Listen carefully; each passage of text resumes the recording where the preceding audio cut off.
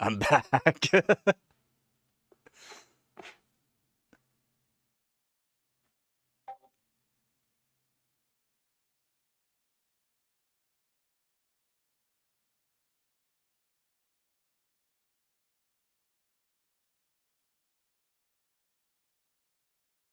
Whoops. All right, hopefully everyone finds my new live stream here. I can share it too. Whoops, I got another subscriber too on that stream. That's awesome. Yeah, it's the RAM overclock I had on it. Just extremely tight timings on the Hynix M die. It's not as stable as you would think it would be, even though it was at 6,000 mega transfers. I don't have the best motherboard for overclocking RAM. You need a 2-DIMM motherboard. So like the Asus Apex boards, those are the ones I really need to overclock better. But yeah, I crashed because of that.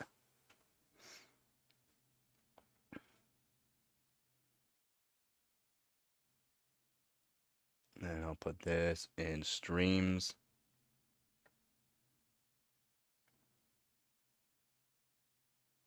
And hopefully people can find the new one. Whoops.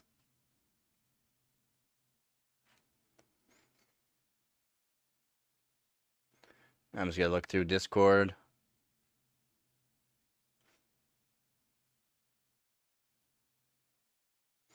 And we'll go back to the chat.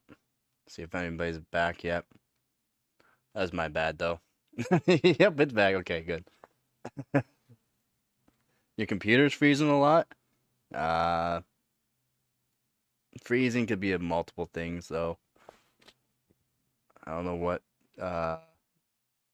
again what PC exactly you have, so we can run through some things in the Discord if you want. Yeah, welcome back. Yeah. Literally as soon as I went to show, like I literally just like touched the RAM stick and I crashed. It's like it was actually a RAM issue. So like I said, I have this CPU overclocked to 5 gigahertz on the P cores. I only have P cores, no hyperthreading, and the RAM's overclocked, like extremely tight timings. I should have loosened the TRAS on it so that way it was more stable, but it's even like really low, almost like Hynix M die, very, very low on that. But yeah, as you can see, no RGB. Which one will move that? Oh, I can't really. But yeah, as you can see, these Corsair Dominator Titaniums, these are like their high-end models. There's no RGB. No RGB on the monoblock as well. I unplugged it. I can show you. Mini PC. Yeah. Yeah, do that. I can do this. Hopefully I can do it without looking. Can I plug it in without looking? Or being able to see the plug? Maybe. Yeah, I can do it. All right, there you go. As you can see, I always have it unplugged. It's just any extra power and heat I don't want because I'm extreme overclocking, so that's why. That is why I don't have any RGB. I just don't care for it either. Yeah, no fan RGB, no RAM RGB, took it off, and no CPU RGB because I also took that off. I was really hoping the settings I had were stable for the whole stream on the last one, but apparently they weren't fully stable for the stream for longevity. It's still the same, but like because of like the instability thing, it'll be like hours down the road, like another 3 hour stream before I might have an issue, or it could be in 10 days I have an issue with that RAM overclock. It's only because of the actual um, timings on it are really, really tight. And it's generally just because of the TRAS. The TRAS should be raised higher so that way there's more stability, as in, I go through, I have a video about overclocking and stuff. There's a bunch of math involved, and you have to add and add different kind of primary timing and secondary timings together to make it so another timing is stable, basically. And then there's also TRAS. You can times it by a certain amount to make sure that there's so much um, refreshing on the RAM, so that way it can refresh itself a little bit better, so that way it can have more stability. But like I said, it's extremely tight timings on this, and I probably should not have an issue again for it.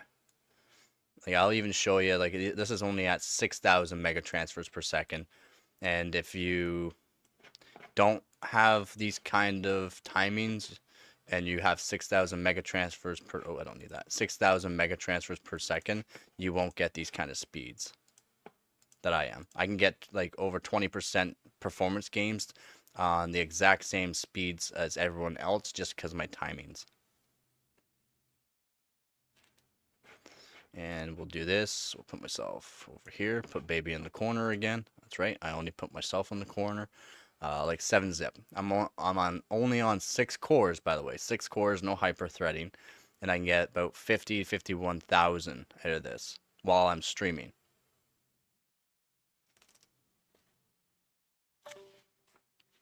Yeah, give me 1 second. I will go to the Discord there. Give me 1 second. Which one are you going in general? I should probably exit that.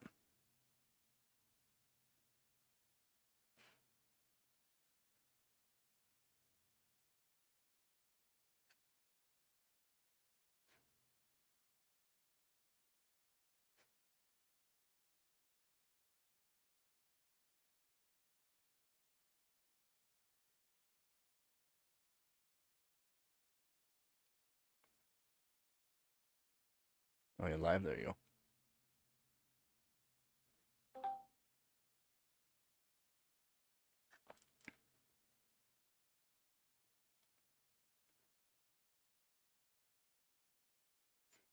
Okay, so you got that PC, the Ryzen 750.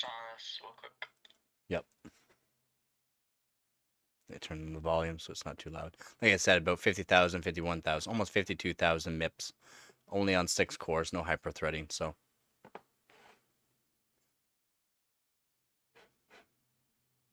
As you can see. And that's generally just because I have a really good overclock on the RAM, as in the actual timings have been tightened extremely tight to where it basically breaks the motherboard, and the motherboard doesn't even, it can't do certain things, like can't read the actual timings, or it'll say it's at this timing, but it's really not at that time. It's at a lower timing than what it's actually at. And then sometimes the motherboard will fight you because the timers are so low that it just, yeah. That's why updating your BIOSes is good, because there's more things that are put involved for like RAMs and CPUs and that in your BIOS updates as well. And what I can show is, this won't show a whole lot for the actual RAM timings, but nope. But as you can see, TRAS 34, it should be up higher. That will make things a little bit more stable. And my TRC, it's at 78. So that should be a lot higher too to help things out. Again, it's only at 6,000. I'm only at 6,000 mega transfers per second. So this says 3,000. You times that by 2. What else can I show for the RAM? I don't have the Gigabyte OC tuner, or do I?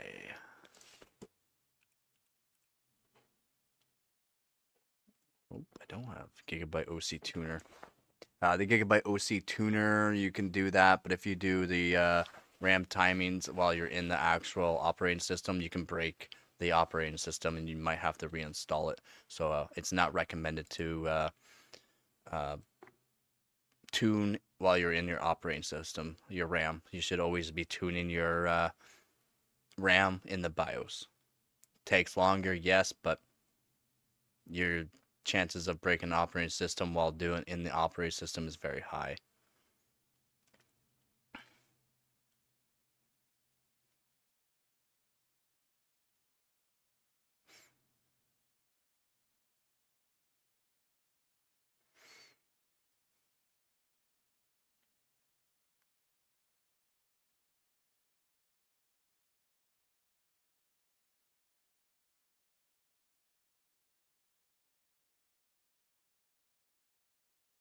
Are you actually connected to the internet or?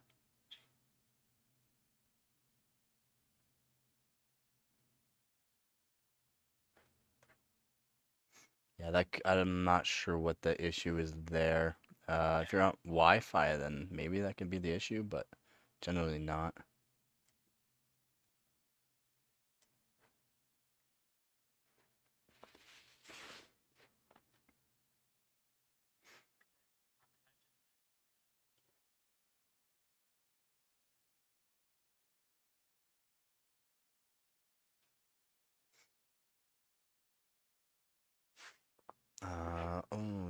No, that won't show me more of the actual RAM timings. What do I have? Reconnecting. I don't know what's going on there. It might be me.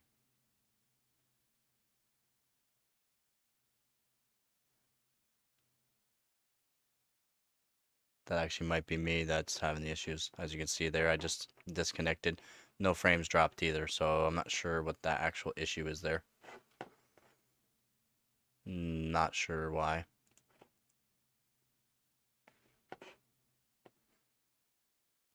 I got nothing else I can actually show my RAM timings.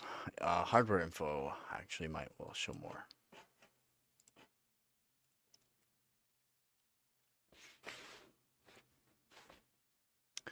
All right, here we go. So, no.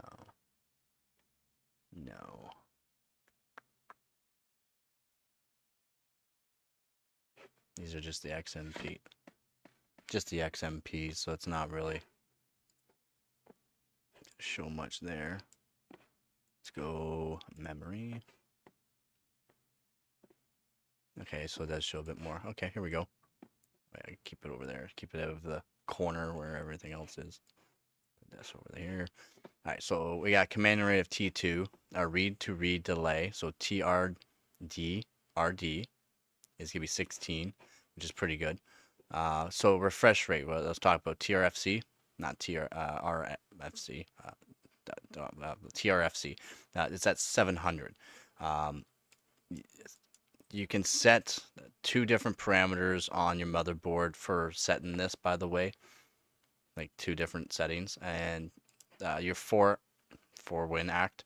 So your 4 active window, the TFA 16 is kind of like a Hynix M die only type thing, and I think Hynix A die does it too, but getting it this low is very hard as well. Also, what is the one that will break everything? So as you can see here, negative 23, negative 34. Read to pre-charge delay, TRTP, 16. Write to pre-charge delay, TWTP, is saying negative 23. It's not that. TWR, negative 34, it's not that. It's not. What up, Joe? I crashed. Like I'm showing the RAM timings I have now. It's due to the fact that my TRFC is so low. So you can set, like I said, two different parameters on your TRFC in the BIOS. You can set the high spec on the TRFC, and you can set the low spec of the TRFC. My low spec of the TRFC is set to about 380, while my high spec of the TRFC, so TRFC 2 and TRFC 4 on my motherboard. So TRFC 2 is going to be set to 700, TRFC 4 is going to be set to 380, and that right there can actually during bank cycle times and stuff like that, it will it's a refresh rate, so it'll allow your RAM to refresh itself at so many times and all that. The higher it's set at, it's looser timing, less performance though, but it increases your stability, and that is why I crashed actually. So literally I was like pointing at the RAM, just about to touch it and all that, and I crashed. It's not because I touched it or anything like that, it's because of my TRFC, my refresh cycle time. So I do apologize for that. I was really hoping this overclock would be just fine for streaming and that for longevity, but apparently not. But since I have Hynix M die, I'm able to do my read to read, sorry, not read to read, my write to write delay. So my TWR WRSD, I can set it to 4.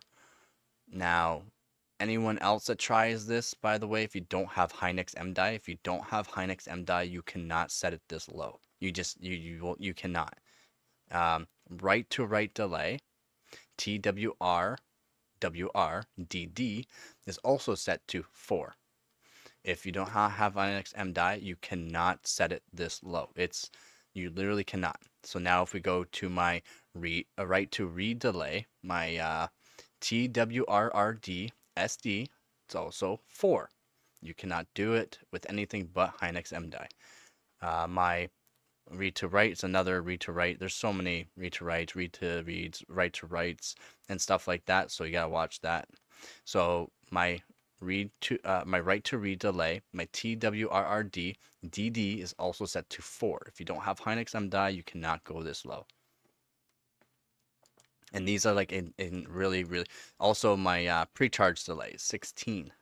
Like it's very, very low. If you have other RAM kits in that, 32 or 36 is gonna be as low as you can go. 16 though, I can go 16.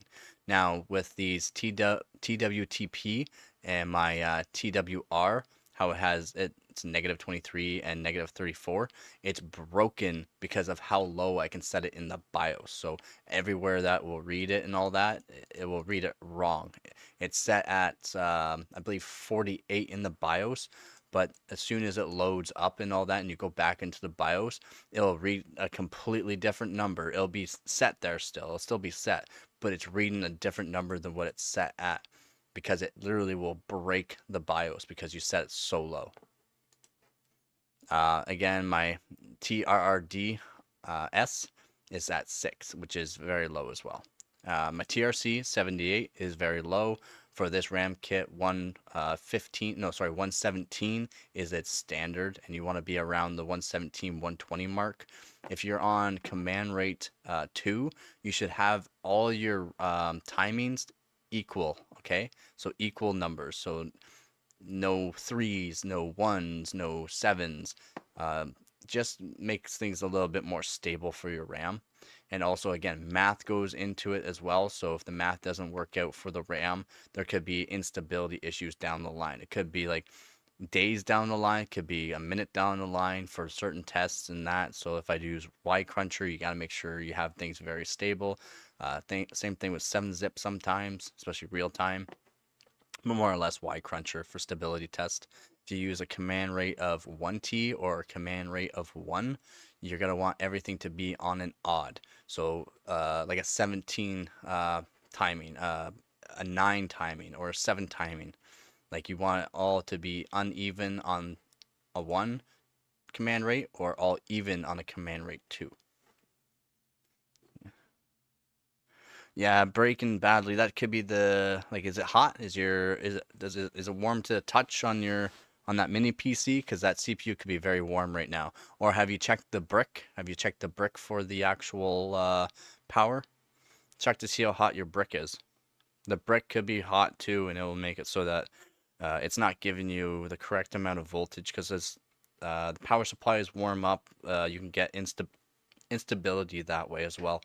Not just like power supply like I have a PSU, but like a brick as well. If it warms up, and give you unstable voltage, which can cause issues as well. There's a lot of things that go into hardware. Yeah, that's memory channels supported, 4 memory channels active. Not correct. I only have 2 memory channels active. My memory channel 2 and my memory channel 4. Yeah, your brick is extremely hot, so it's probably giving you instability through the power that's being supplied to it. The hotter things get, the more unstable voltage becomes. So voltage likes to be cool. It's odd, but yeah, that's how it works.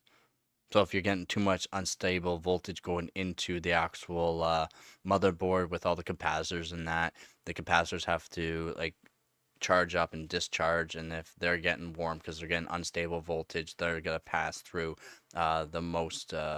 So I believe most capacitors are like a 1% up or down, or a 5%. If it's like a 5% capacitor, it's going to give you up or down 5%, which could give you unstable voltages that will go into the rest of the computer.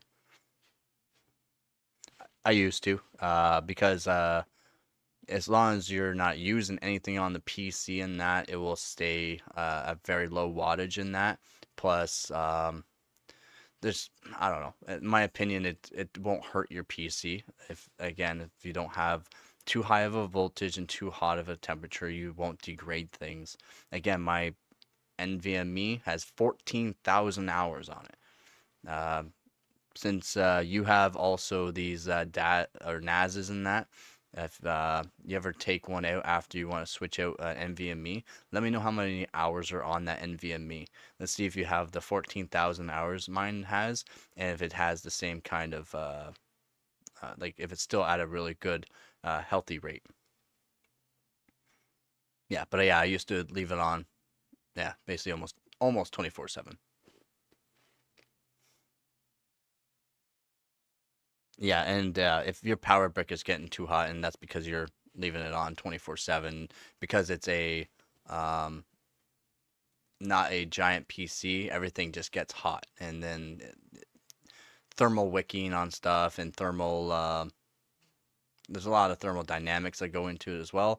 So like it will become very unstable. Let's just say that, just very unstable. So things just won't run properly. The cores. So if you use hardware monitor right now, look at the cores and all that. So look at the temperature in the cores and see if the cores are dropping in core frequency, like a lot lower than what they should be, because it's probably dropping in cores, which will be dropping performance, or the actual like Wi-Fi that's in it, the Wi-Fi card or whatever. If you're on Wi-Fi, I'm pretty sure you are. You said if you're on Wi-Fi, the Wi-Fi card's getting too hot. If you have a hot Wi-Fi card, you can drop in performance. Yeah, but the Wi-Fi card could be hot because it's running 24/7 trying to pump stuff out. And if the Wi-Fi card gets hot by itself, it's gonna limit itself basically or become unstable. I don't leave my PC on 24/7 now though. After the stream, I turn everything off right from the power brick. I have a like a wall power, like a surge protector plug-in, multi plug-in basically. So plug into the wall and it has multi outlets, but it has a built-in 15 amp fuse and a surge protector in it. So that way, if anything happens, because these wires are old two wires on this shed here that I'm in, I have a surge protector to make sure nothing goes wrong. Even though my motherboard also has built-in surge protector and my PSU has a built-in surge protector, but my monitor doesn't. So I worry about certain things like that.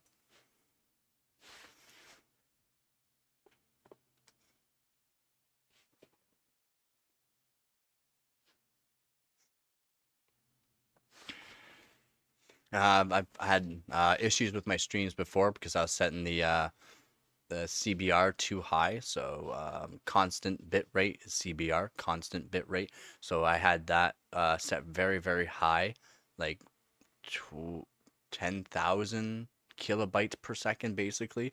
And my Wi-Fi on, I have a Asus, what is it? It's a USB Wi-Fi adapter, but it's a really good one. It's like really expensive here in Canada. It's like $300 Wi-Fi card.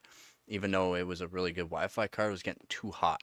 It was getting way too hot because it was being overpowered by trying to get so much power or so much actually Wi-Fi through it that it has to generate Wi-Fi through and then power it to the computer and then send it off and all that. The adapters have to do stuff like that too. So I was overheating it basically because I was trying to work it too hard for too long of a time. And so that way things were just becoming unstable that way. So I lowered the kilobytes to where it works with the 4K on the streams, and it works, as you notice, my streams have been a lot better too. But I've had a few streams back in the past where I was trying to set things to a nice 4K standard when it automatically downgrades everything to 1080p. So you can just set things to the 1080p standard, maybe a little bit above for the CBR, and like I said, constant bit rate for the CBR, and that way you don't overpower your Wi-Fi adapter if you're on Wi-Fi. I'm not on Ethernet. This internet here is the Starlink from like Elon Musk, basically, right?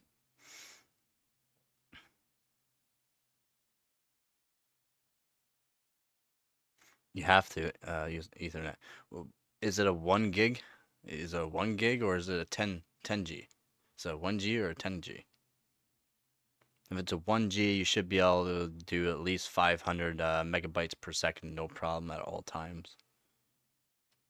Should. I'm not saying you will, I'm saying you should. My video adapter, drives, monitor, network. So there it is. Asus AC68. It's very good. You can tune so much. But the Wi-Fi that's on my motherboard is Wi-Fi 6 E or 6X or whatever it is, the Wi-Fi 6.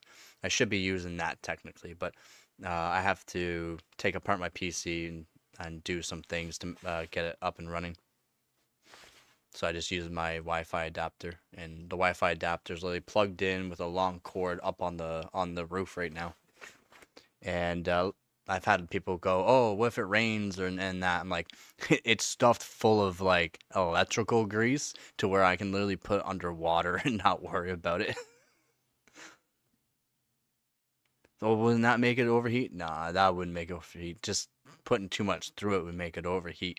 But like I said, it can be pouring rain outside right now, or snow, 10 feet of snow on top of it, and it's not gonna hurt the actual Wi-Fi adapter.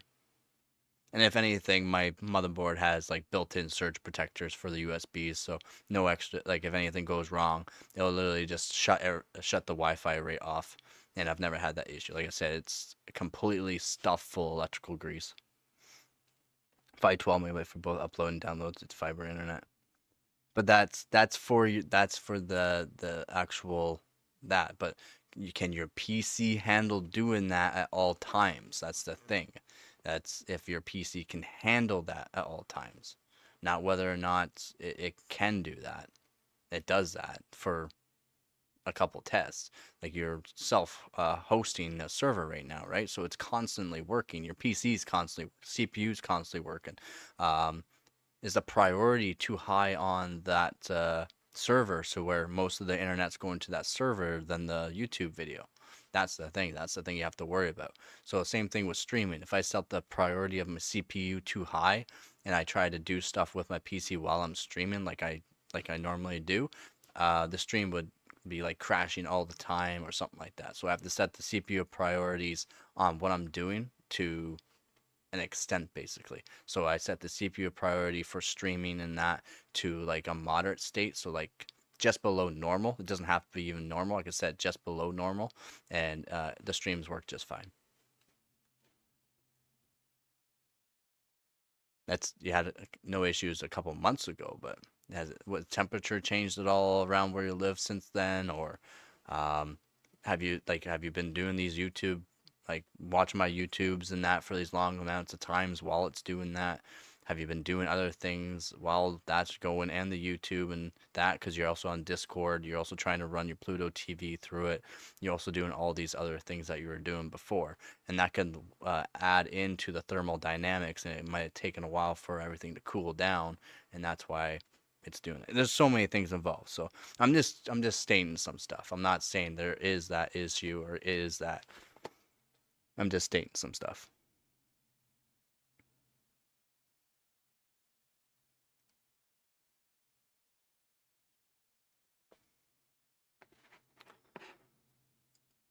I'm just stating.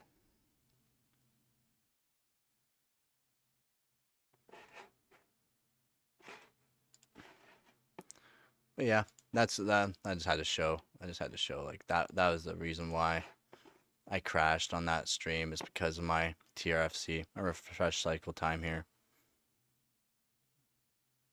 and TRC. My TRC is fairly low. That should be higher. So basically, my TRC right now should be 4 times. So if I times my TRC by 4, it should match my TRFC, basically. And it's not, as you can see.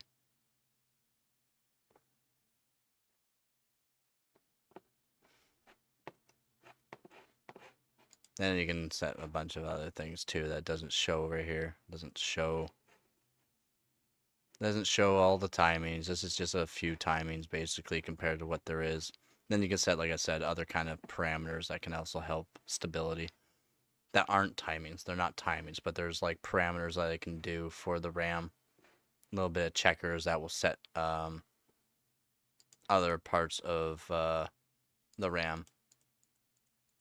Different ohms and stuff, voltages that by itself, it'll figure out some stuff to make it stable before it even loads. Nope, times are fine. I checked 2 minutes ago. Okay, good. I have 14 gigabytes of memory left to use. I have total about 32 gigabytes of RAM, so I'm not sure. That's actually using quite a bit of RAM. I'm not gonna lie. That's actually using quite a bit of RAM. It is using quite a bit of RAM. I'm here. Just give me a second.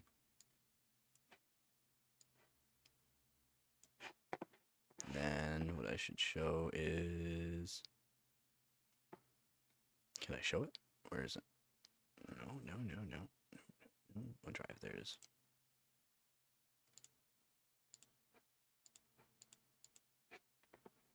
Let's show the actual hours on it.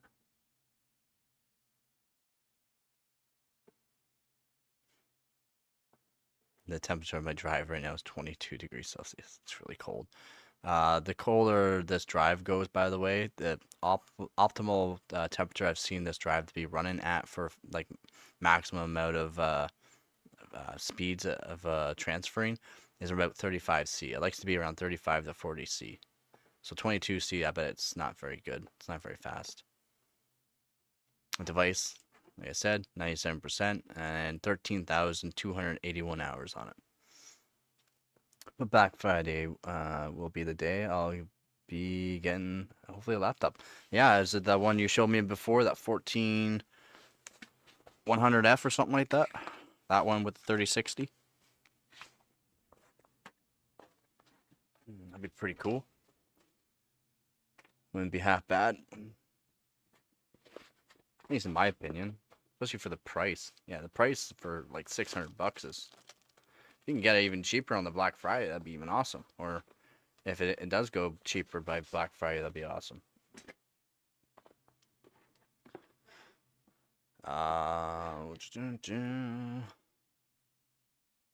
This is how many total host writes and total host reads, as you can see. Unsafe shutdowns, 3,166. So I've crashed my PC a total of 3,166 times. Yeah, that'd be awesome if it's 50% off. I've turned off... Oh, that's power cycle, but unsafe shutdowns is the actual me crashing. That's crashing. That's when, like I said, I did so much DDR5 RAM overclocking that I would be testing so many different variations, see how long it would last for doing certain tests, for stability tests and that. Like IDA 64.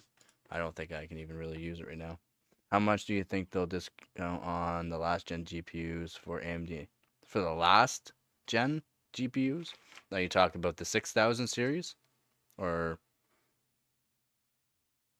what? 6000 series for the AMD and the 40 series? Or, I mean, the 7000 series and then the 40 series?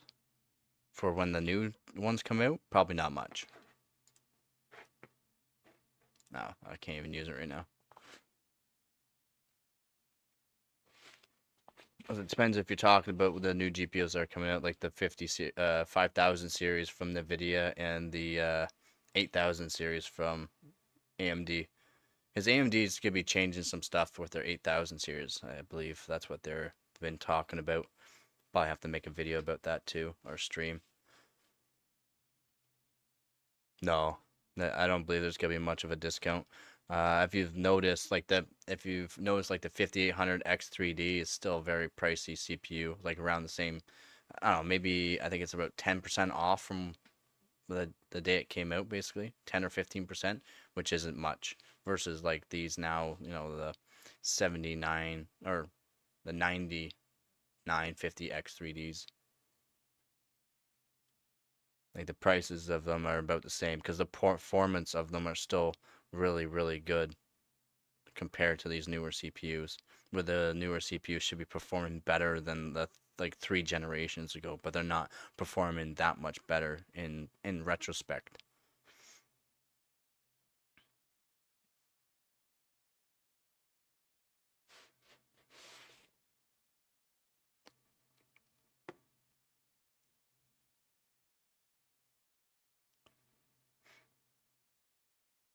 And like certain GPUs sell more because there's a lot of miners that want certain graphics cards. All these newer graphics cards, by the way, they don't mine well. That's why these new graphics cards, they don't sell very well because the miners don't want them. They want like these 30 series cards or the 20 series cards from NVIDIA, basically, because those cards are better for mining. Even like this, like I said, I have a 3070 Ti low hash rate. They have stuff on the miners where you can, it doesn't matter about the low hash rate, you can get the same amount of hash rate out of the low hash rate as the normal cards. So it's like, and now they got these new GPUs where literally they cost so much money for these GPUs and they don't mine well. They mine like crap. So miners won't buy them. So the prices of the last gen are going to stay around the same price they are now. They might be a little bit off, but they're gonna be probably about the same price as they are right now for like used ones. I'm here, by the way. If anyone has any questions, let me know. If you're new to the stream, welcome.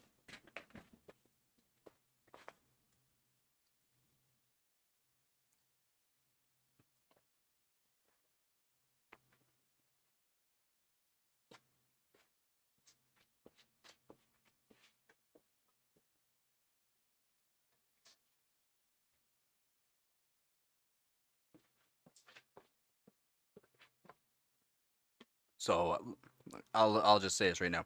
My 2080 Super, my EVGA 2080 Super Hydro Copper, it came out as a fairly expensive card. Can you guess how much I can sell it for right now?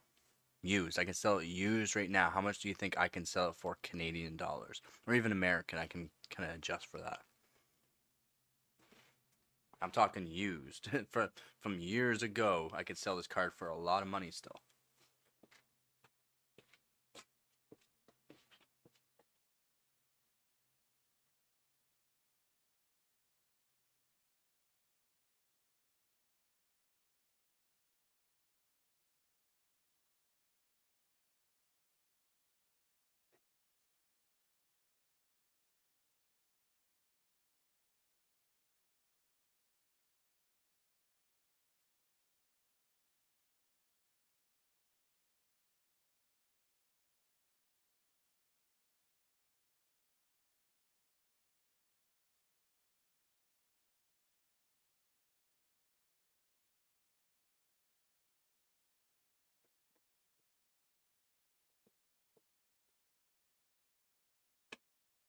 No, 2080 Super.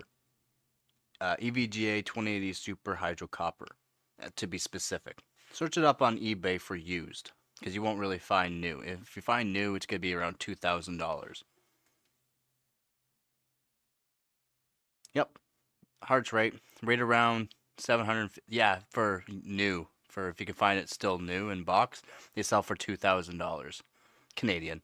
If you used, I can sell mine right now easily for 750 because right now in Canadian dollars for the EVGA 2080 Super, the only because they're rare now. They're rare cards, man. They're rare. And people want the EVGA models too. So there's only a couple of them on eBay, and the other ones that sold, they sold for $700. There's one on eBay, only one right now on eBay, and for Canadian dollars, it's over $800 used. Yep, Benchmate. How do you use it? Just give me 1 second.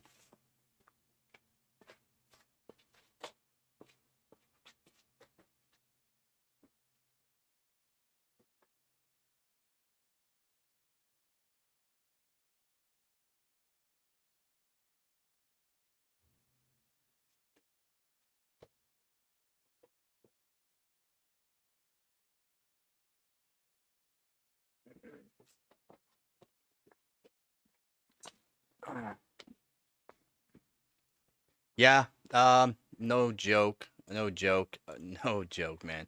Um, so I was gonna buy the EVGA Z590 um classified, the Kingpin version as well. I was gonna buy the Z690 Kingpin version as well, but the Z590 classified, I think it's the classified version, was a good one.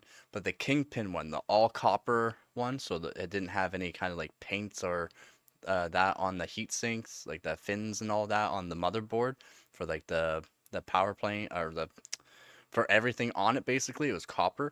I was gonna buy that. It was selling for about 300. I was gonna buy that Kingpin version, the classified version. I was gonna buy the Z690 Kingpin. I could have bought all of those for $1,000. Someone bought them all before I did. Next time they put it on, they put it on eBay. Those guys that bought it put it on eBay. They were selling each of those for $1,000. They sold instantly and have not been able to find any more. Like so many of them. So that's why I like my EVGA too, because they have a really good sell value. Just in case, you never know, right? I could want to sell one card later on and then buy another one just to tier up or have a different hardware to put in. But I'm a collector, so that's why I have totes and totes and totes of PC stuff, because I'm a collector. If I can find stuff in boxes, I'll never sell it. My EVGA 1080 Ti has a box. The box isn't in great shape. I'm still never gonna sell it. 2080 Super doesn't have the actual like casing, the actual nice looking case has the black box basically. The 20 EVGA 2080 Super. I'm still never gonna sell it. Cold. Yeah, my hands are freezing. That's why I have the heat on. I don't know if you can see it. Got the heat on my coat. In here it's 6 degrees. Outside it's -1. Yeah, but yeah, I was gonna buy so many EVGA motherboards and that just the way I have 'em. I didn't have the CPUs. CPUs are also very expensive, but I was gonna buy the motherboards just to have.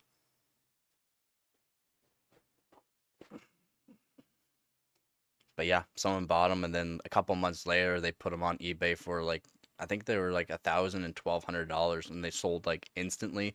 And I haven't been able to find them. Crazy.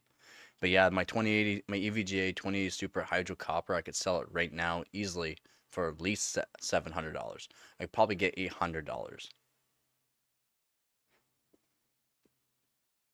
but I'll never sell it. Never sell it.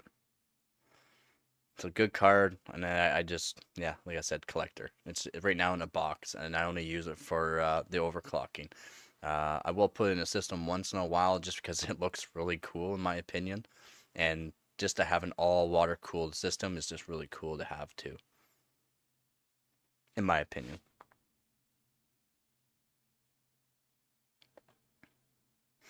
But yeah, it is fairly cool here. Oh, that's right. It's if it's so cold, why not move your computer in your house when your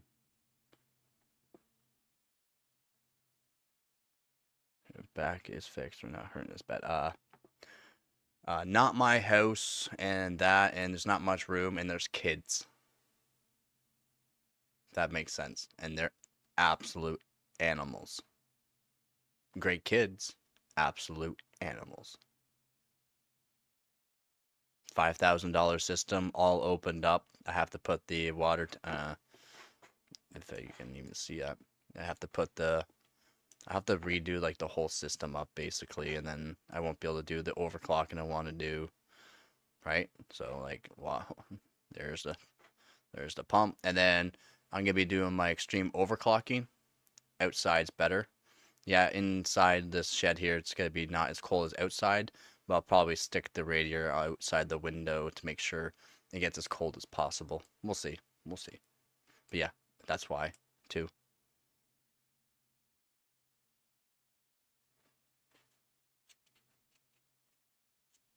5070. What do you mean? YouTube is showing me 5070. And yeah, my back is still sore. I should be taking it a lot easier, but it's hard to not help out my buddy who's helped me out quite a bit during time of need, basically. And I'm not a person that asks for help, so. But yeah, yeah, that's why. I'm gonna show you the Benchmate now, since you want to know about it. Yeah, like I said, I have a really expensive camera and all that too, and my PC, like I said, it's really expensive. Monitor's a really big monitor, and it's already scratched up. Like the monitor's scratched up from having to move it. It's all scratched up, and I'm not happy about it, but I can't complain, right? It's a Samsung Odyssey, by the way, so if you know anything about the Samsung Odysseys, they're not cheap monitors. But I will show you. If anyone's new to the stream, welcome. If you're new to the channel, welcome. If you have any questions, please let me know. But yeah, we'll show you the Benchmate. So this is the Benchmate you have. I only have Benchmate 11.3 right now. There might be a newer version. Don't really matter.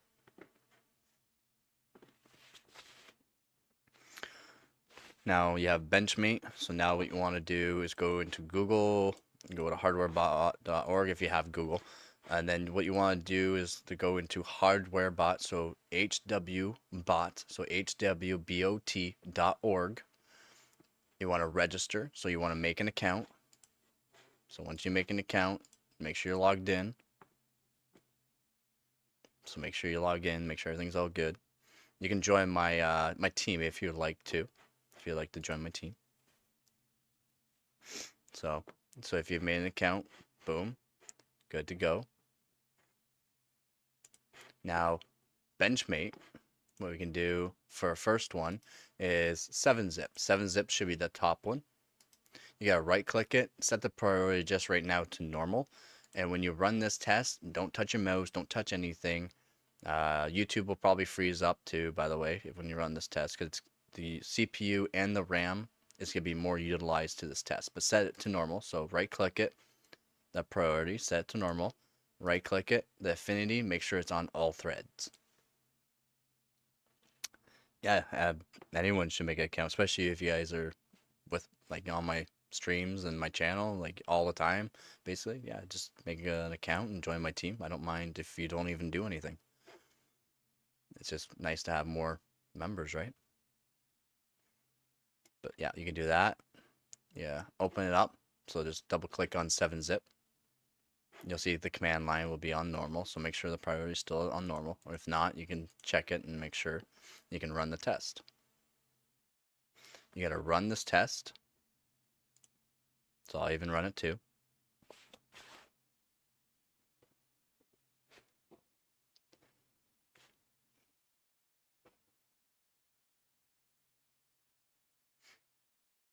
Yeah, so last year with the Country Cup 2023, I had a really good setup up in a window where I set out the radiator outside, and I set just the motherboard up on a windowsill that was a really big ledge on it, so I could set everything up on it, no case, no nothing, and then I could set it up on the window there. And then what I did was I covered it up with a whole bunch of blankets in that, so that way it inside stayed the exact temperature as the inside would stay, and my whole system would stay cool, and it would stay away from excess moisture. So it would stay very cool. The system would stay cool. The motherboard, RAM, all that would stay cool. But the radiator got down to extremely low temperature. So my water temperature got really, really low. So after my test, if you see my in the Discord there, the thermal take freezing over, that's because I was done all my tests that I needed to do for that night, because that night was very, very cold. So when I was done and I took off the blankets, as soon as I took off the blankets, all the moisture from inside my room hit the metal fittings, and instantly instantly froze. So that's why when I do these tests, I will turn off my system, unplug everything, like unplug everything from the power supply, because as soon as the moisture hits the actual metal components, it will freeze, and then they'll start warming up, right? So if it starts warming up, it will make water, and water contacting something that might have a charge or electricity in it will blow it up. So that's why I'd be very, very quick on disassembling all the power supply connectors and hitting the power button on the actual motherboard, like jumping the power pins. So that way, power buttons, it's you hit the pins and you can turn it on, or it might have a button just to discharge all the capacitors on the motherboard, just to make sure. It's just safety precautions. And then I would also use Vaseline. Vaseline helps out too to cover up certain components that are around the CPU. That CPU, where the block is, the blocks are very cold, and some moisture will freeze up onto the actual components. So while the test runs, certain parts of the motherboard warm up, and I wanted to make sure that any moisture or that uh, was around it, or anything that froze warmed up a bit and actually thawed out, it wouldn't destroy my computer. So I used a lot of Vaseline as well. That's a good score. Okay, so now don't touch anything. All right, don't touch anything. You can make sure you have the Benchmate. Now, over here, you'll see in the Benchmate the 7-zip and the score. Now you have this save result button. So you gotta save result, and you gotta save it. But to make a valid one, what we want to do is put the 7-zip over here, the command line over here. This can be anywhere. So this can be anywhere because it will disappear when we do the save file. We're going to open up CPU-Z. We're going to open up 3 tabs. All right. We're going to open up 3 tabs. We're going to put 1 tab down here. Make sure you do not put the box on top of anything like this. All right. Make sure it's spaced out nicely. Everything looks really nice. All right. I'm just trying to make it so that way you have really good results and you get into a good habit of making sure it looks really nice. So the first CPU-Z, we're going to do CPU-Z, and we're going to click on the CPU tab. It should already be there. The second one, we're going to click on the main board, and the third one, we're going to click on the memory. Now that is what we need. Now we can have this Benchmate box. We can just put it anywhere because it, again, disappears. And we're going to save result. See how it disappears? We get this box over here. We can press either F6 or we can save result. Now we have a result saved. Okay, so we can click on that. We can check everything over. It's offline. When you have a hardware bot account, we're going to submit to hardware bot. Make sure you use your username and whatever password you have, and you click submit. And it will automatically submit all that to it. But once you're done that, so once you're done submitting, we're also going to go back to hardware bot. If you are top 20, you have to have a validated PC picture. So you gotta take a picture of your system that you're using now. You gotta make sure you log in. You gotta go to your profile, and then you'll see down here. See how I did the Steel Nomad? You gotta click the link, and what you're gonna do is you gotta edit. You gotta edit your submission. And what you want to do is go down to you may attach up to 4 pictures of your system. Since I already have one, it's there. But you gotta click the choose file. You're gonna put that picture onto, you just gotta click the picture of your PC onto it, and you click it, and it should look like this. And then you can edit. And then when you edit it, it'll add that picture to your submission. So that way, if you are top 20 in anything, it's a fully validated thing. So just get in the habit of always having a picture of your system, and once you get doing more tests of your exact same system, all you'll have to do is you can click edit, and what you can do is just over here you can also have like use tests that have been done before. You can click on that and click on the same system, so that way you can just easily change a couple of parameters, like a different core frequency or something like that, and that's all you'll have to do, because your picture will be saved already and you won't have to keep redoing it. It'll help speed up doing multiple tests at a time. I hope I'm not going too fast at that. I have to go, but it's, let me go to. You have to go, but it's not letting you go to CPU-Z? What do you mean? Benchmate, though. Benchmate also has CPU-Z. So you can go down to the CPU-Z, and you can click on it. 1, 2, 3. Let it load.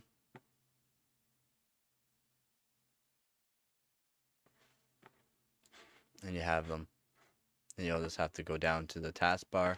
Also, your taskbar, by the way, has to be open at all times. So taskbar settings, you want to do, well, I'm not sure how to do it now. Make sure you can always see your taskbar, though. On Windows 11, you generally can. So make sure you can always see your Windows taskbar. It doesn't hide away. CPU, mainboard, memory. Okay, sounds good, man. Take her easy, Frosty. Again, thank you for everything. But yeah, that's just generally how you have to do it. Just makes things faster, too. That's why it's nice, because you can see all my scores that I've done previously. And then, not all of them, of course, because if I've re-downloaded Windows and that, too. So, not all of them, but whatever. And then if I use my SSDs and that for my older systems, all of them are saved in those ones as well. So it's really nice.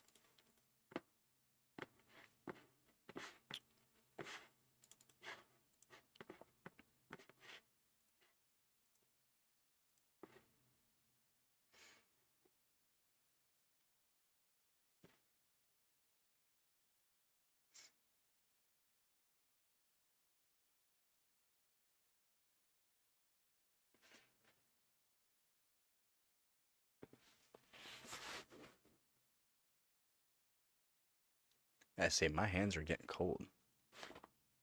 Still 6 degrees in here. 44% humidity. Dave is still happy. Dave is still happy for some reason.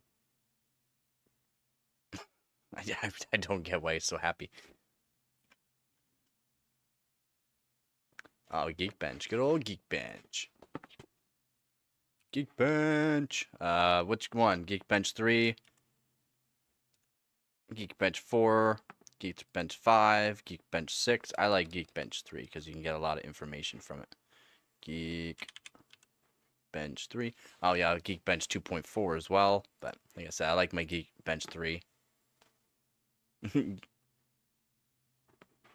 I'm not Dave.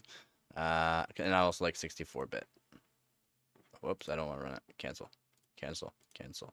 Cancel.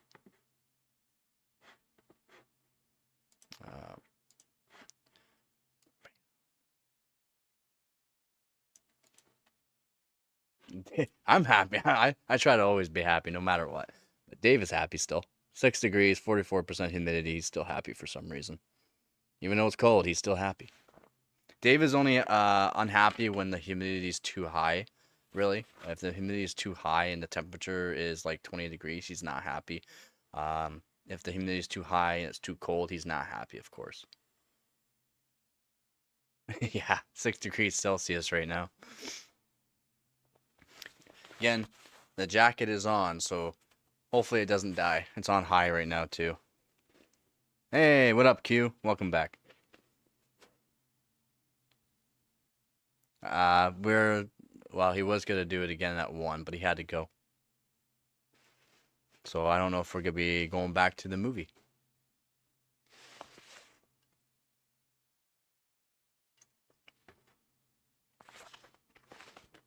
The movie is always good, though. I'll watch it all the time. That's probably one of the only movies or a couple. I only watch a couple movies over and over, or more than once, basically. But Spider-Man with Tobey Maguire, perfect.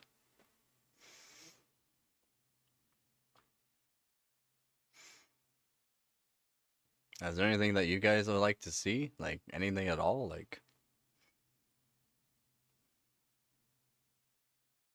I'll take a look at grabbing a capture card, and then I can probably make some streams look a lot nicer, and then be able to do a lot more, too. I'm not, no. It's so dumb how things are done nowadays. It's so fake. It's so fake.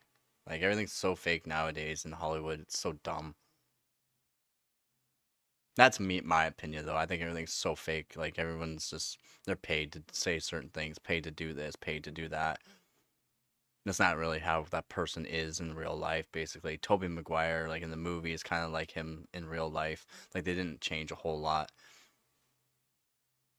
And then like afterward, like not afterwards, but like before the movie comes out, you know how they like sit down and talk to certain people like Jimmy Fallon and stuff like that. It's not the same. It's so fake nowadays. Do a 4090 durability test. Buy a 549s. Throw all of them in a 10th story of a building, benchmark all of them. I would love to do that. I would seriously love to just be able to do all that, man. I would. I would seriously. If I bought the like lottery or not bought, if I actually did the lottery or gambled basically and actually won money, then that'd be awesome. But I have never done lottery. I've never gambled in my life. So, yeah. And the chances of me winning the lottery, none. Zero chance. Yeah, things are very fake nowadays. That's whatever, man, right? People buy into it. People love to just eat it up.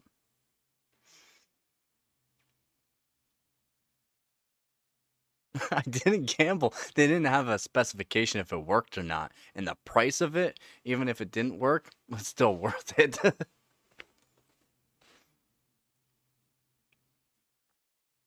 Awesome. Thank you, Q. Do you have me like on the like notifications too? So like if I'm streaming or something, because that way, let's say you're done watching me, or just click on one of my videos. Click on one of my videos, my longer videos. I have some really long videos out there, and then I have it set so that way, if you're done watching it, it will go to another video of mine instead of it going to somebody else's. It will go to another video of mine, like a recommendation of my video, and it should go to another video of mine. But if you go to videos, then just click on any of the videos and do it that way. Like the 1080 Ti teardown's an hour long. I also have a couple other really long videos, not streams. And just click on one of them, and I have it set up. I have actually my videos are actually set up proper, and then my streams. A couple days afterwards, I'll go back to it and I'll add tags and certain things so that way it's done up the same way somewhat. Awesome. Whatever is right, but doesn't feel great. Yeah. Man, 4090. Yeah. I I would love to have a 4090, but I mean, I'm cool with what I have, and I can always keep doing more tests with what I have because I haven't done all the tests with what I have already. Well, my 12600K I have, but to get better scores, technically, I would need to do dry ice or liquid nitrogen. Basically, liquid nitrogen. My 12600Ks match or just below liquid nitrogen scores, so it's done very well.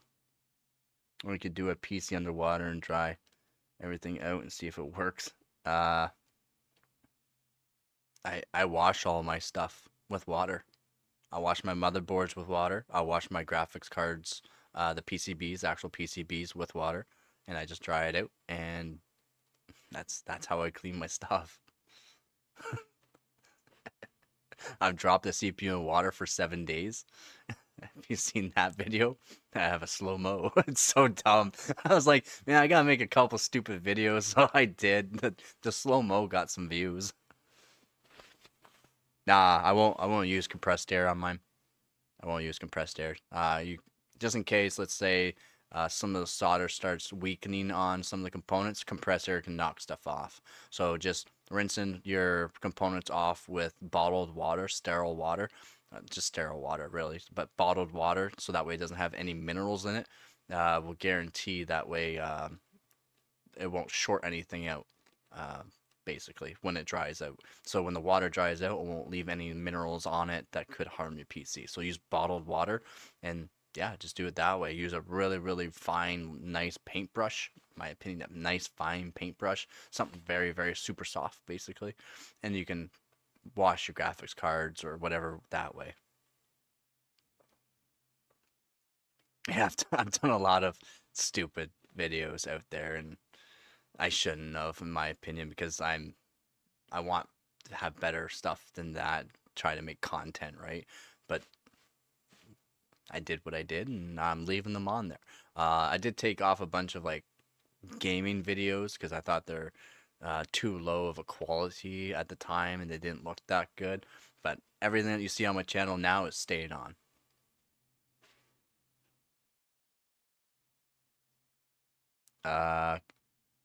How many Canadian dollars a cent is 1 USD? We got times it by like points something, and then you can get the value 0.2 something. So 1 Canadian dollar, no, sorry, 1 US dollar is about 1.25 or 1.3. I think we're around that for Canadian dollar. 1 US dollar is about $1.25 in Canadian dollars, right? It fluctuates all the time, by the way. That it fluctuates all the time. So, 1 USD to CAD. Oh, whoa, $1.39 now. Holy. So 1 US dollar is $1.39 Canadian dollars now. It won't let me cancel. The test that I started still, I even exited it out and it's still going. Why? My Geekbench 3 test that I exited out, it's still going. Stop. Please just stop. Thank you. I had to task manager it.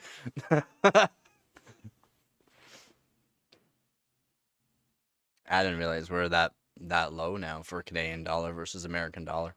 Last time I checked, it was like $1.30 to a US dollar. Now it's almost $1.40 to a US dollar. That's insane. Since you are not American, probably don't have much care or knowledge about the president. Who do you think should win the election? You don't want me to answer that because I'm not like I said, I'm not American, but I know a lot more things that I should know about America and stuff like that, and I follow certain things. But the person that got almost assassinated twice now is the one I think should win.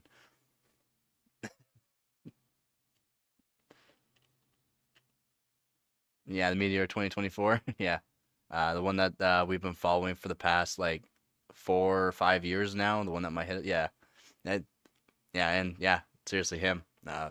I think he should. He's very knowledgeable. He does a lot of stupid things. Yeah, he gives money to like YouTubers and that, so that way the YouTubers can help promote him. Basically, that's why you see stupid stuff like that. But I mean, he's rich for a reason, and yeah, he's rich, so he doesn't need to use the American dollars to do what he needs to do, and he's gonna say exactly what he's gonna do, and he's gonna do what he says. Um, but yeah. Oh, I'm sorry, I've watched the speeches and that, and the stuff she brings up. Trump is like, he just lets her talk, and afterwards, like, no, that's not right. These are the actual facts. Then you search it up, it's like, oh, so those really are the actual facts. Just like Trump for Canada, I don't think, or not Trump for Canada, Trudeau for Canada. Yeah, I don't know how he's still here. Like, he should have been gone a long time ago, but he's still around. Hooray.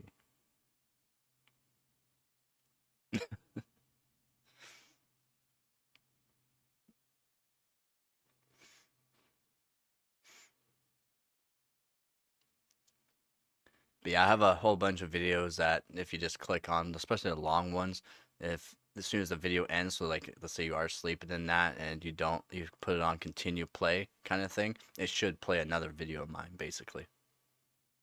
Should. I'm not saying it will. Maybe one of your higher up YouTubers will be played next, but if you play one of my longer videos, that helps me with watch hours, so.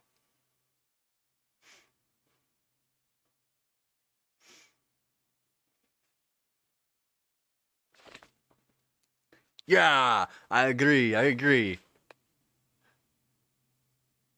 I agree. um, Ram's my favorite because there's so much to it, and there's actually some math involved, so it helps keep in mind, like there, right? It just helps. I don't know. Certain things will help certain people. Me, I like math and certain things for maths and all that. So even just adding, subtracting, or multiplying is just good for you to keep updated on it and to be more snappy on not just math but other things as well. But RAM, because there's so much to it. Well, DDR5 RAM, um, just like I said, I have and thousands of hours just overclocking DDR5 RAM. Um, my next favorite will probably be GPU because I could do the hard mods to them. So I like doing the hard mods. I don't like using software and that, like hard modding it.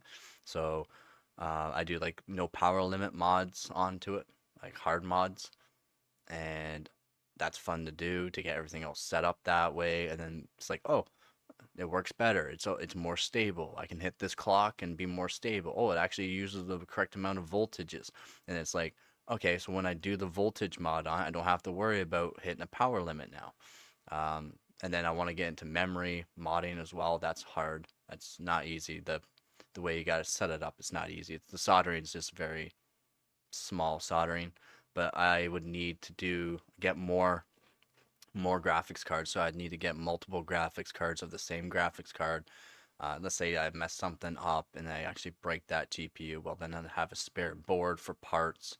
You can add capacitors to the boards as well for GPUs to help stability. You can do a lot to graphics cards as well, especially like the EVGA like 1070s for the wins, the EVGA 1080 Ti's for the wins. You can mod them all up and make them way better. Yeah, RAM is my favorite. Yeah, sure, it's just a little stick thing that's in the motherboard, but it does everything for us for the CPU to talk to everything else, and it has cached files, so that way, like the better the RAM or the more amount of RAM, the more cache is set up into it. So that way, things are faster. Then you can overclock the frequency to make things even faster. Timings, you can tighten them up and then just get more performance out of your games or whatever you're doing. There's a lot that goes with RAM though, like a lot, a lot. DDR3 RAM super easy to overclock. If it doesn't load into the operating system, generally can run any test. DDR4 is a little bit more finicky as in not as stable, so you could load into the operating system, but some tests won't work properly or fail or crash. DDR5, you got to be like spot on with your voltages. You got to be spot on with how fast you're going. You got to be spot on with the like I said, your TRFC. You gotta be spot on for everything for DDR5 because how finicky it is. But now with the new CU DDR5, they're gonna be making it a little bit easier to overclock, hopefully, and we'll see. I would like to get, like I said, into the 1851 platform, the new CPUs for Intel, and get myself some CU RAM and see if I can hit 10,000 or 11,000 mega transfers per second. Because so far, the best I've gotten, because I have a 4 DIMM board, is 8,200 mega transfers per second. Communicating is kind of hard with streams because you can speak as much as I would most of the time, although I am capped at 200 words. Yeah, it's true. And because like you got somebody like me as well, where like you can just ask me something, and all of a sudden I might just start talking to it and as much knowledge as I can to it, or I'll be like, oh, blah blah blah this, blah blah blah that, and I'll just keep talking about it, and they'll be like, oh yeah, the chat. It's like, oh yeah, I got a chat. Oh, now you got school. Oh, okay, chat. Sorry, chat. It's also why I like making videos too, because then I can do it by myself. I can take more of a leisure time, make sure I'm more correct on, not well, correct, but like I can go through it more so I can record the things. And then, like, let's say I'm not pronouncing things as nicely as I should be, or um, when I listen to myself, I go, that doesn't sound right. I can either re-record it or try to do what I can. I would like to get more into the videos as well, like better videos. But I don't know, things progress, right? Hopefully I continue to progress. Hopefully whoever has watched me before, like Heart, hopefully I have progressed in my videos, my streams and that. I don't know. I just do what I try to do and hopefully try to make it better each time. My favorite beer brand, Budweiser, but I don't drink.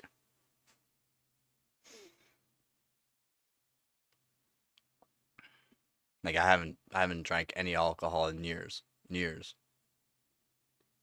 I have a bad habit of smoking. I smoke cigarettes. Bad habit. Started very young, and in my time of life right now, I am not gonna quit.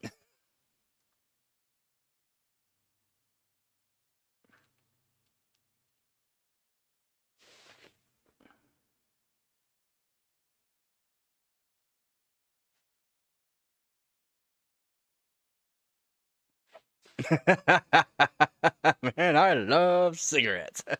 Yeah, right. Like it's like no one really says that. It's like, oh yeah, I love killing myself slowly. I shouldn't say that on stream. That's not good. Oh no. Why did I say that? See, I try to watch what I say on my videos and streams because some things just don't, some people don't take things the right way. I don't understand how adults enjoy beer. I've tried it. I like my hard alcohol. I like my whiskey, to be honest. I used to like my whiskey, to be honest. Like, I would drink a 26er to myself straight, like straight whiskey. Straight whiskey. Yeah, that's right. It's supposed to say unalive. That's right. That's supposed to say unalive. I like to unalive myself very slowly. I'm a zombie.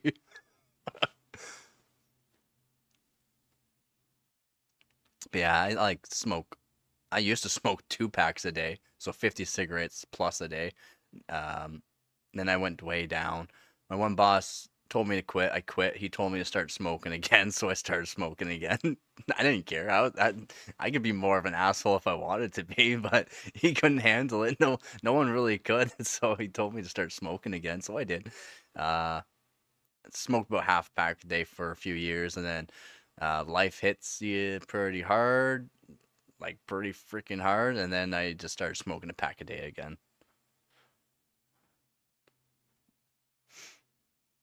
Root beer and Dr. Pepper. Yeah, there you go. The drinking or the smoking. Yeah, I don't know, right? Some things that we like to do, like that has repercussions, kind of sucks.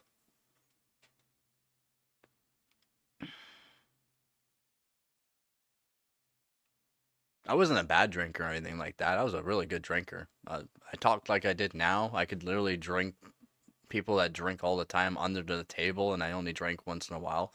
I have a really like fast, um, really fast kidneys in that. So like I just yeah, I could drink a lot.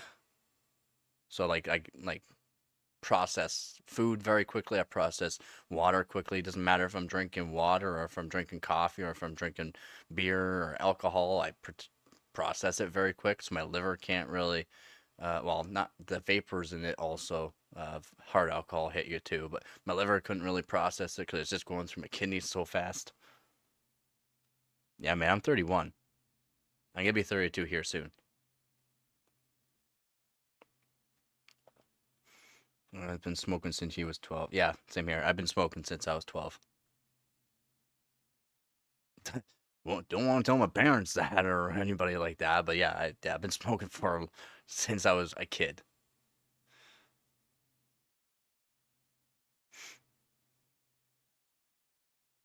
Yeah, it depends. Like some people, some things can do bad things to you. Some people you can do the same thing for 100 years and you'd be just fine, basically, kind of thing, right? Yeah. I have friends that literally drink a lot. I mean, like every single day, but then they they can't drink as much and do the same things as me. I can talk literally the same way I am now, and then like of course I didn't drink or drive or anything, but like I can walk around. I could be still what do you want to call it? Smart, like make actual smart choices instead of doing like drunk person choices. Sorry if you're just joining the stream. We're not actually talking about this kind of stuff, or this channel's about that. It's about PC overclocking or PC hardware, enthusiasts and stuff like that. So if you like that kind of stuff, you'll like this channel.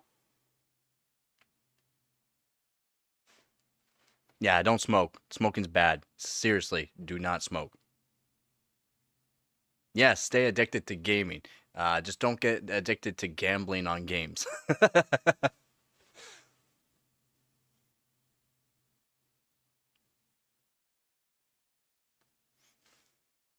Yeah, this is an overclocking channel.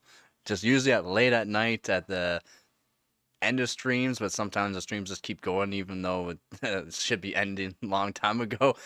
This is how it goes. We just talk about anything and just have some fun, basically. But if you have any PC questions, let me know.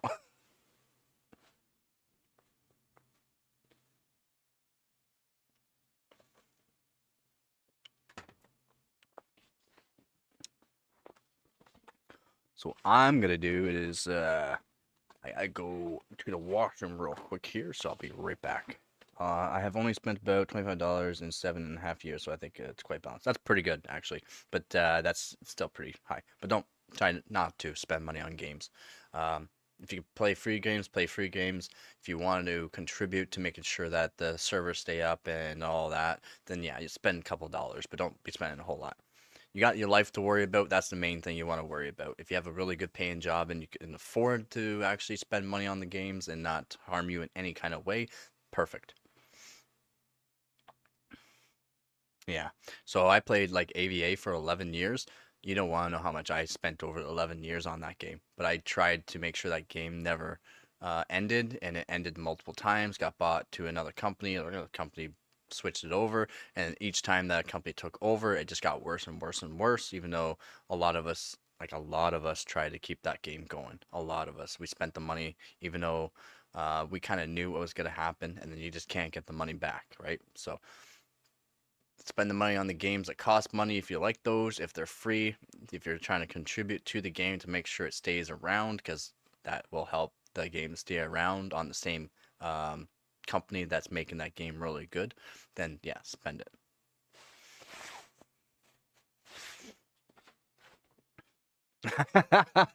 Dude, I am a target consumer. Yeah, yeah. For like CS:GO and Counter Strike 2 with the skins and all that. Um, I spent money, but I literally spent, I think it was $40 in total on the game, and my account's worth way more because I got lucky. I got the super rare skins. I sold those, bought more skins. Those skins went up in value. I sold those. Like I made money off the game. So a lot of stuff in games or the 3D Mark Professional Edition that I have on Steam was literally bought by selling skins on Counter Strike 2.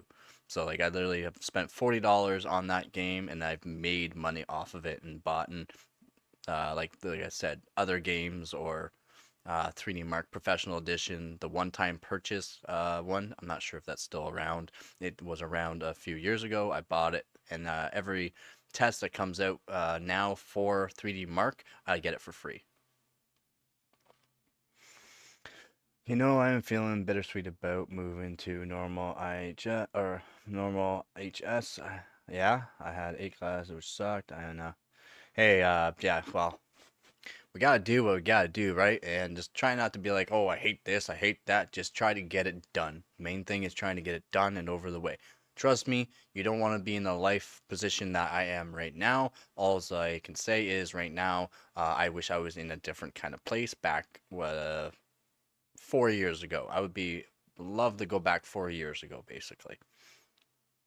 But right now, it's like I just gotta do what I gotta do so that way I can continue doing what I want to do.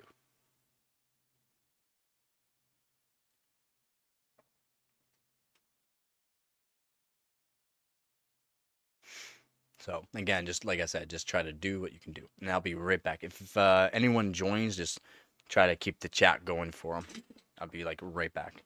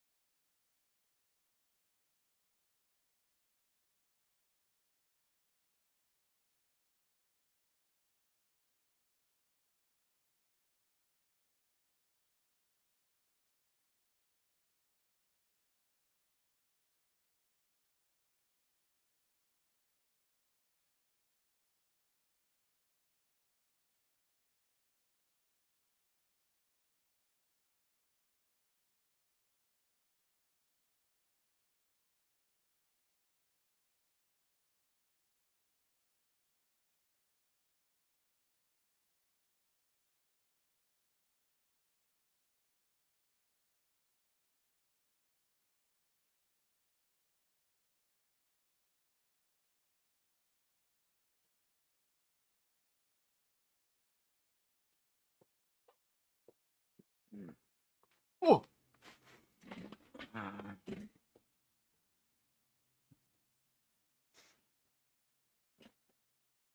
Oh yeah, your decisions will change. So I was going through high school to become a graphic design artist. That was my choice. I was really good at art, but let's just say uh, my my body is not very good. So I have a really bad back. And I learned that sitting down for long periods of time will affect my back. And like, it's really not good. I have to be physical. I have to do lifting. So I got into weightlifting and that too, and that really helps. But I got into the trades then. Then when I got into the trades, I pushed myself basically. So like I pushed myself into the trades and really hard trades like limestone cutting and like I said, roofing. Roofing's not really a trade, but framing, like carpentry as well. And then I kind of like my hands are kind of messed up now, so I have arthritis in my hands. Uh, as you can see, like I don't know if it can show, but my you'll see my knuckles are all purple. My hands are all kind of purple, but probably isn't gonna show that well on camera. But yeah, I have like arthritis all through my hands, and that's why like now I can't draw. I literally can't draw anymore. So that kind of sucks.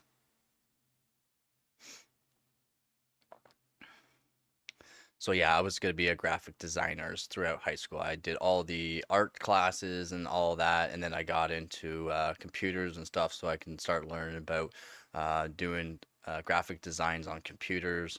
So that way I can go into a good college for that. But yeah, then I learned that my body's no good for that. My back, more or less, like extra vertebrae, but not fully formed. So even though I'm really short, I have an extra vertebrae in my spine, and yeah, I'm not tall, so that really sucks because I even have an extra vertebrae. But yeah, no, my body's not great, not great, but it is what it is, really. And your mind, and you can just change, like you can just change whatever you want to do. I never wanted to change what I wanted to do. I did want to do the graphic design and animation and stuff like that, but sitting for long periods of times is not good for my back. So I got into the, not really got into the trades, I just fell into the trades. And then because I got into the trades, I was moving more active, lifting stuff all the time. And then my back just started feeling better and better and better. I'll show. Give me a second. It'll show. Just give it a second. Show. Show. Show. There we go. It should show it in a second. Just give it a second. Yeah. Just give it a second. What do you do for comp? How long? How long will you spend? Competition? November 1st till December 20th. So almost 2 months.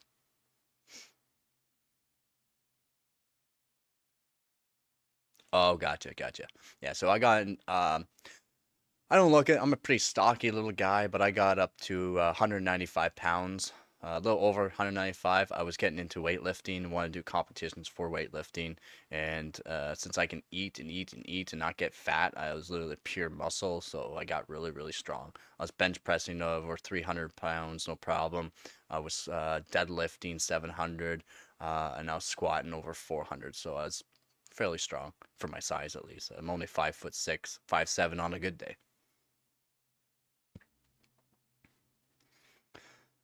But yeah, but since uh, even though let's say you can eat as much as you want and eat whatever you want, it's not good for you. The fattiness or whatever will go somewhere, so you gotta watch what you do in that too, even though you can eat a lot. How do I feel about that? That's pretty good, man. That's pretty good. Congratulations. I'm glad you can do that. I bet your wife is proud.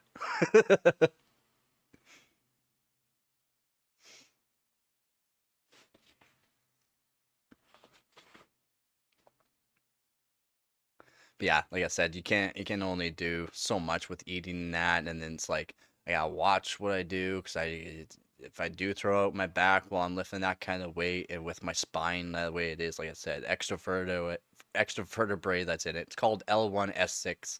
It's a fairly rare case for men. But it's also not fully formed. It's a three-quarter formed vertebrae in my spine, and my nervous system's kind of wrapped around my spine a bit, which is not good either. So yeah, there's a lot of issues with my body. I've broken almost close to almost every bone in my body as well. I've broken 9 ribs. I've broken my ankles. I've broken toes multiple times. I've broken boxer fractured my hands multiple times. Broken my wrists. Broken collarbones. Eye sockets. Nose. Um, all my teeth. Even though it looks good. My teeth look good. Dentists love me because I've broken every single tooth in my face. I've been punched and smashed and kicked and whatever in my face. So I've smashed and broken all my teeth. They've been all ground down. So they're really like they got like wolf teeth basically now. Definitely pop. It's all good, man. It's all good. I know. Yeah, me too. I don't even have a doctor. I don't even have a family doctor anymore. He retired and I've never got one. I also haven't been to a dentist since I was a kid. But yeah. Last time I was a doctor, I wasn't in a place where I should have been seeing a doc. Well, I guess I should have saw a doctor because he let me know I had broken ribs as well from something. But yeah, as a doctor, where not a good place to see a doctor, basically. I'm marking it on if I don't know if something is wrong. It's good. Exactly. Me too. It's exactly. I feel fine. Well, I don't. Well, so, most days I'm good. So I'm just gonna do that. If I don't go, if I, yeah, if I don't go to a doctor, then I know something. I won't know that something's wrong, which means I know that something is not wrong. I think I said that right. I hope I said that right. If I go to a doctor, he'll say this is wrong. I'm gonna be like, no, I'm fine. Yeah, exactly. I'll make it real, basically. Yep. Plus, I can't afford at the time. Like, I guess now I can afford it. Not afford it. At the time, like I said, I worked and worked and worked. So like, I'd be either framing houses and that, or working for companies and that, building buildings and that for your 9-hour shift. Then after the 9-hour shift, drive home, get ready to do side jobs for like neighbors, like renovations and stuff like that. Work till like maybe 11 p.m. at night. Most times, my customers would make me food while I'm working and stuff like that because they more or less felt bad for me because I do really good work for very cheap for them because I needed the work. And it's like, okay, go home, basically go to bed, wake up at like 5 a.m., do it all over again for years, man. I'm talking years, just working my body to the bone. And then it's like, oh, I can't be sick. I can't miss a day of work. If I miss a day of work, then I don't make as much money and I need that money to pay my bills. And then, yeah, even though I did all that stuff, still went downhill. And then now I'm in this situation. And the situation's not great. So I do what I can. And I got to do what I got to do. And I try to stay happy, basically. Yep, can't have that. My bosses have always loved me because I'll never miss a single day of work, basically. Or if I do, it's for more or less my back. If I threw it out really bad, and let's say the next day, like now, like it's been a week now, basically almost a week, a full week, and my back's still messed. I haven't had that happen in years because I haven't been doing as much as what I should be doing. I haven't been doing the deadlifts. I haven't been doing certain stuff I should be doing, basically. Because that deadlifting does help my spine a lot. Because I done bodybuilding, so bodybuilding, don't get into bodybuilding, people. It'll mess up your body. Like, mind muscle connection is not a good thing, especially if you want to have a normal life. because it'll activate certain muscles that shouldn't be activating and stuff like that. Weightlifting is a good way to go because it's not a mind muscle connection. It's proper techniques, and you want to learn proper techniques if you're especially getting into the trades where you have to lift sheets of plywood, multiple sheets of plywood, or lift stacks of like 2x6s and stuff like that, lift up walls and stuff like that. It's very heavy work. Or if you're going to be doing stone work, it's very heavy as well. So you want to do proper techniques, that way you can take care of your body. Oh, Dan, man, dude, have I not, did I not check the emails? I thought I was checking the emails. I was gonna message you. I've talked about it on the stream, saying hopefully you're doing good. Are you doing good, man? Oh, thank you. Yeah, no, as soon as I saw your name, I didn't even read. Uh, Thank you, man. Thank you again to my donators. Again, thank you so much. You're like helping me out, like more than you know. Like I'm just gonna keep saying thank you. I'm gonna shout out to you on all my videos, especially when I use the hardware that you send. I'm just gonna be sending out like shout outs to you guys every single time I have a video. And like Frosty too, with him being my moderator and doing the Discord. It saves me time. I did have a Discord before, but I just didn't have the time to set it up the way he does, and he's just awesome. You guys are awesome. Seriously, thank you.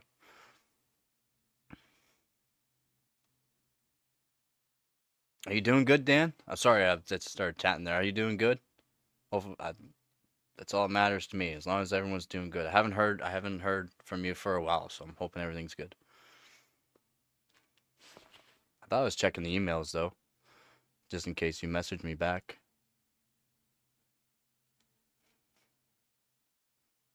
There's only a few people that I've given my email out to, or know how to contact me through my email. I can't believe you figured out how to actually contact me through my email, by the way, Dan. Usually, promoters or brands will figure that out, not actual like subscribers and viewers. Okay, you haven't. Okay, I was just yeah. Yesterday's stream, I was talking about you a bit. So, hoping you're good. Nice, nice.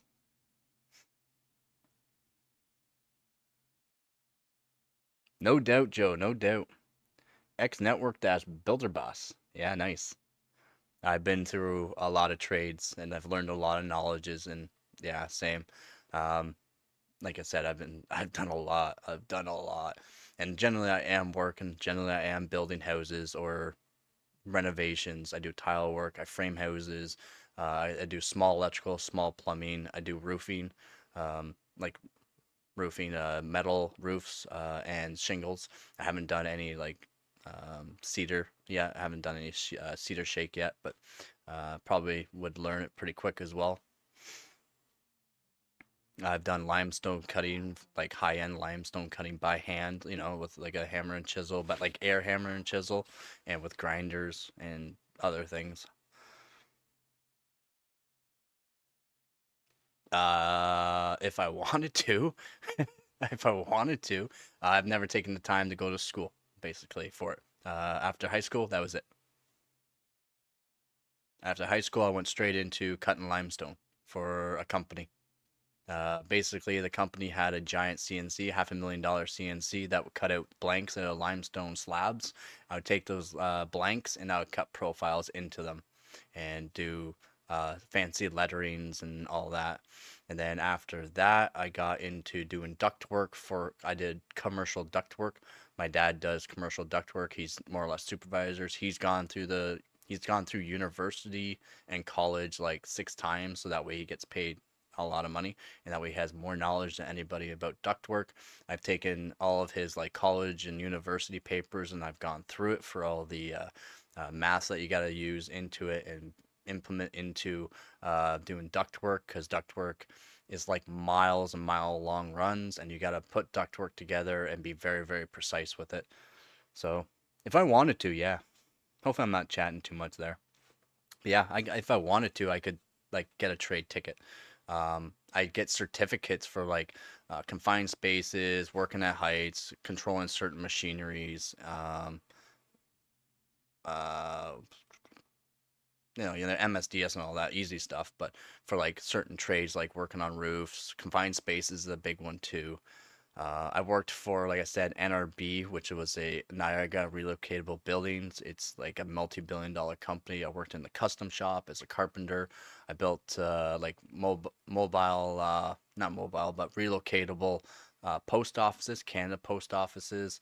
I built Tim Hortons's. I used to help out the like factory lines on the other side of the buildings to help pump out more buildings. I like portables, school portables and that, installing like barred units and stuff like that. But generally, I'd be build my own buildings, like all framing them up myself, framing the bases, framing the roofs. Roofs we just framed on the ground, used a crane or something to put them on top of the building after. But generally the same thing. And then I did residential framing as well for companies, like framing actual houses, fancy houses, not so fancy houses. Doesn't really matter.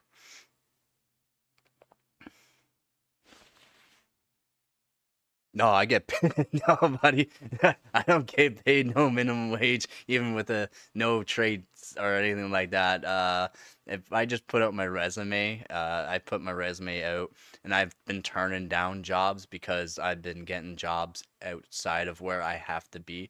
I have no choice to be in the location that I am right now in life. Life right now for me is not great, so I have to do certain things, and I cannot be moving anywhere. I have to stay here basically.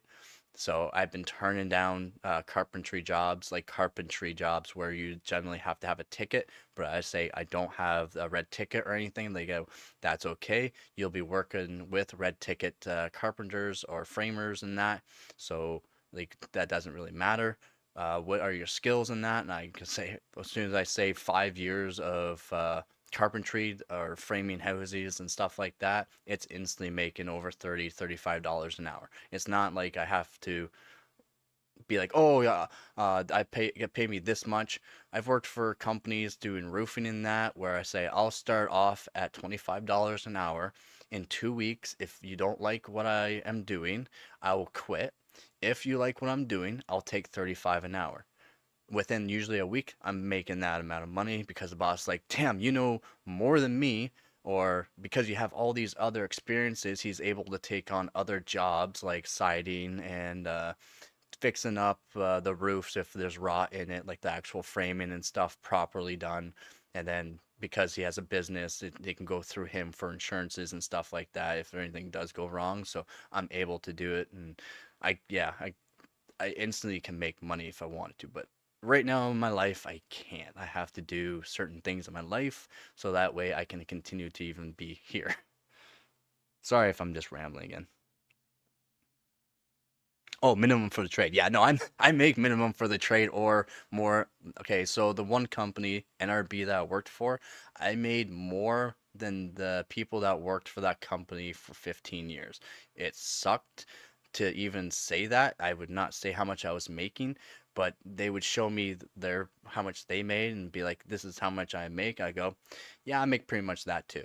And it's because I didn't want to tell them I'm making way more than them, even though I just started the job. That's the thing. So like, yeah, no, I make minimum for the trade no matter what or whatever I'm doing. It's I've never worked for less than 25 an hour since I was literally 18 years old. Just because my knowledge and how good I am at certain things. Being able to read diagrams and blueprints and do let's say like you're trying to build a warehouse and you need to set out the posts so that way you can have the warehouse post set up in the place when the concrete guy goes in there, everything's set up proper. Like having that kind of knowledge is really good. Like I said, framing doesn't matter what kind of framing I'm doing. It could be light gauge steel, heavy gauge steel, or framing in wood. I do it all for that. Like I have so much background on my resumes that I get jobs very easily and I get paid a lot more than usually the people that have been working at the company for a while. Yeah, there'll be some people that make way more than me because they have way more knowledge and they have like university or college degrees for it or have gone through it. Like I said, my dad's gone through college and university 4 or 5, 6 times and to make a certain amount of money. So I just haven't. I don't have the time anymore.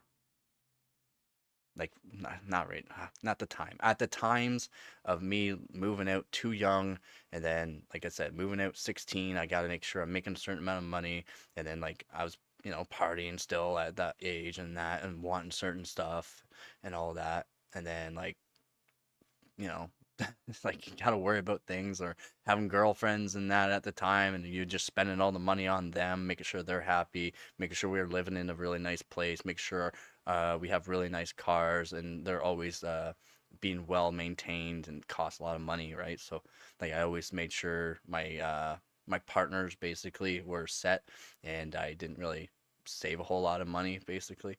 So I'm not in a good situation right now for my life because of past. Exactly. Yep. Yeah, man. Other than Prince George isn't the same boat as you. Try to get him to get J-Man certain any trade, but he loves hunting and fishing and doing his thing. Yeah, man. Yeah, same here, man.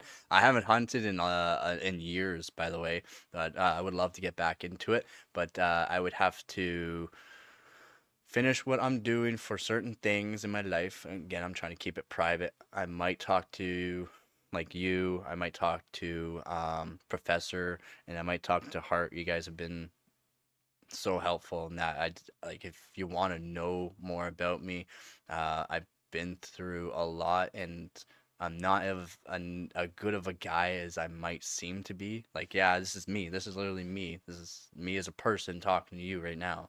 But I leave a lot of stuff out of my life that maybe you would change your mind on if you knew about, basically. I'm not a bad guy. I'm not a bad guy. But I've done bad stuff. So right now in my life, if things don't go well, you won't be seeing me for a very long time, by the way. A very long time.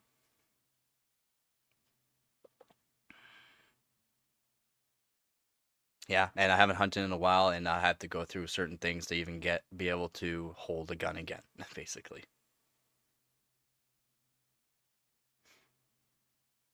Or even to get my license again. Like I right now I can't even drive. I'll have to go through certain things because they took my license as well. Like there's a lot of things that happen in my life, man.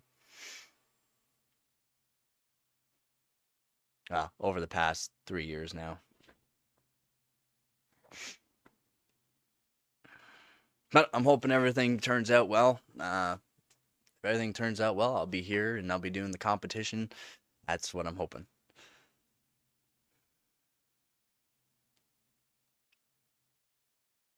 35 now, you may know how many I send to get. Yeah, exactly, man. Yeah, yeah. But like, when I was working, even so, after what happened, I wasn't making much money. I was working for somebody where I was making very little money, like very, very little money, because yeah, a lot of things happened. I was making very little. So I invested my money into cryptocurrency, and I knew what to go into because I took, like I said, I'm knowledgeable. I'll read up on everything. And then I knew certain times to quit cryptocurrency, like when the merge happened. I knew when to withdraw all my money, so I've always made money. Like I doubled my money on certain stocks of crypto. I've tripled my money. Every dollar that went in there, I got either two or three back, basically. And then I invested my money in graphics cards and doing certain things to them so that way I can sell them for profit. I was always good at making extra money, even though wasn't making much money. So that's good. Yeah. I hope it works out for me too.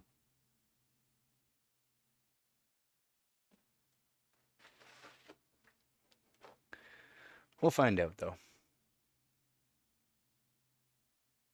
Let's just say after my fuck up, I fucked up again.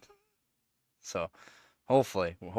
But like I said, it's not bad. Like that's why I'm still here able to talk to you. That's why it's not as bad as what uh, I may make it out to be. But as a person that's as honest as me and as really I am not a bad person, so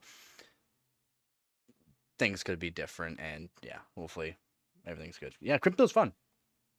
No, it's not like the casinos. It's not. No, you can always make money with cryptocurrency as long as you know what you're investing into. You can always make money on cryptocurrency as long as you know what you're doing.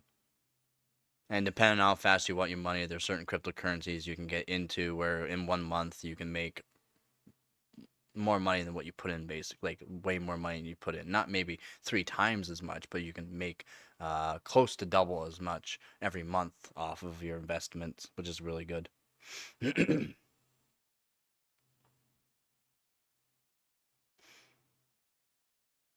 But since I'm like so broken right now, so I can't really invest any money, and any money I get, I'm just trying to save it, and that's why I say the people that have donated and helped out the community, that's why I'm gonna thank you every single time, because I'm not someone that asks for much or asks for anything or wants help really, but uh, during the last few months, basically now, I've been needing it, and I just can't say a thank you enough, basically.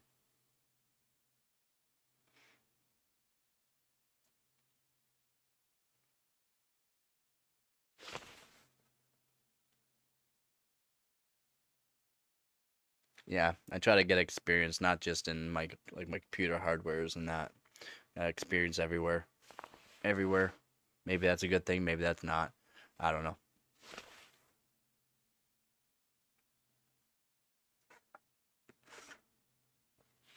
You only ask for tacos. I just want tacos. Yep. Yeah, I'm gonna try to make sure I can make my streams better here in the future for sure. Again, I just gotta keep trying to improve on my videos here, just because I have more time to do it. At least for now.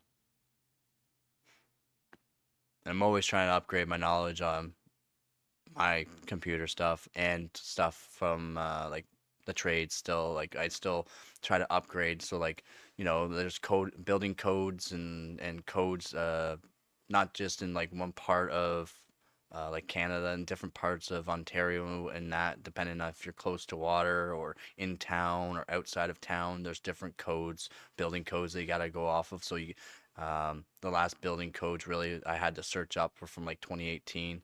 Then there's a couple of other codes that came out in 2022, so I had to upgrade my knowledge on some building codes, but it's it's not too bad. It's hard to find trucks that use the beef tallow.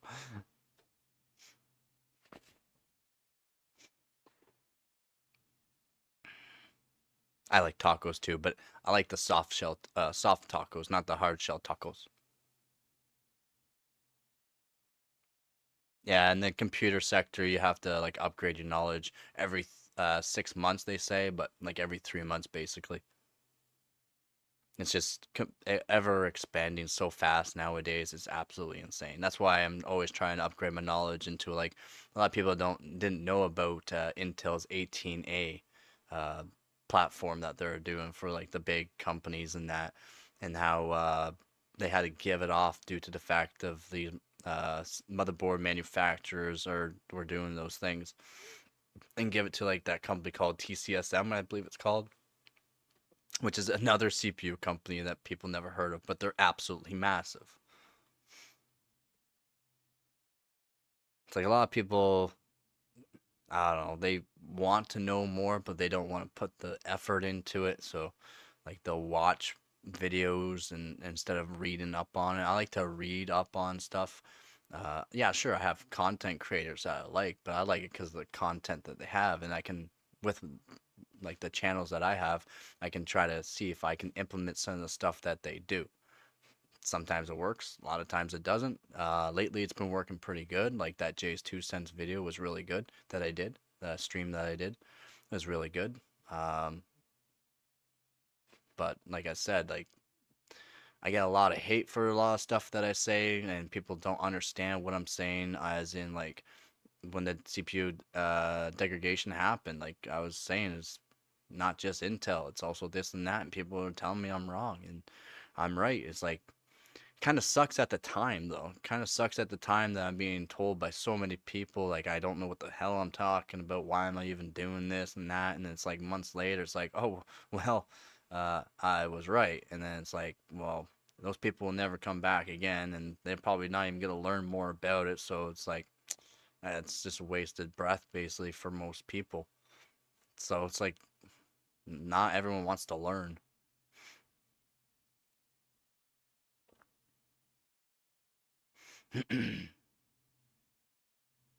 Yeah. That's why I try not to give advice to people, especially like the trades and stuff that I do, like certain construction stuff, and people like, oh, want to help me out with this? It's like, no, because you're just gonna say something that's completely wrong, and they're gonna try to tell me that I don't know how what I'm doing, but yet I've done this 100 times for multi-million-dollar companies, and it's by code. I have to do stuff by code. I don't care about the way you're doing. I have to do it my way because it's by code and it's gonna be done properly. If you're not gonna do it properly, I'm not gonna be helping you. Sorry.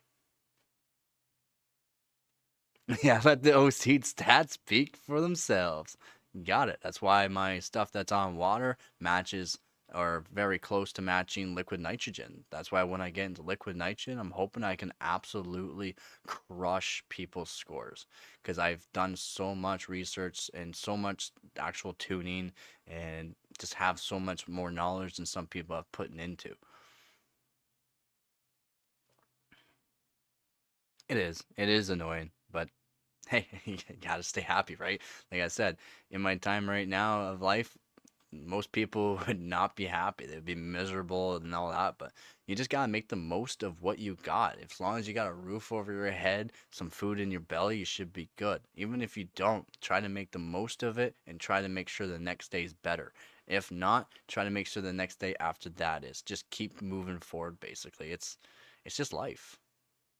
And people aren't going to have the same kind of mindset as yours or as much knowledge, and maybe they don't want to learn it, so they just want to say whatever is on their mind, and it could be hurtful. But what you got to say is that person is maybe just doesn't know much, and move on from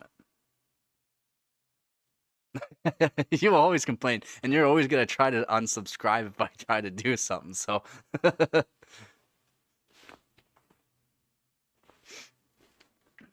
yep, it could be a lot of things could be super annoying, but trying to get past it basically. And I said, like, I try not to take too much words from these content creators and that. And if I do see a video that pops up and looks fairly good, and I start hearing stuff that they're saying, and I'm going, well, that doesn't make sense to the fact that I've done the research and have said this. And it's like, but like, I don't know, just gotta move forward because it's just life. It's they're just trying to make content. I'm trying to make content too, but I mean, content that actually maybe people can learn from and trying to make it fun as well. I mean, you is making it so much fun, like more fun than most of my other streams. No, exactly. It's again, bending out of shape is not going to do nothing. It's not going to solve anything.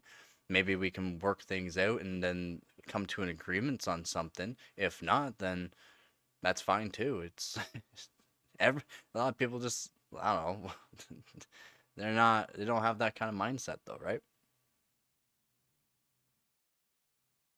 Exactly. Exactly. It could just be bitching instead of venting. And that's where I guess some people would say like, oh, um, what I say sometimes instead of it being venting, I'm bitching. It's like, nah, I am venting on this because I already know what the answers are. It's just I have to say this because it's like, man, people need to know this and that and blah blah blah. But more or less, just get through it.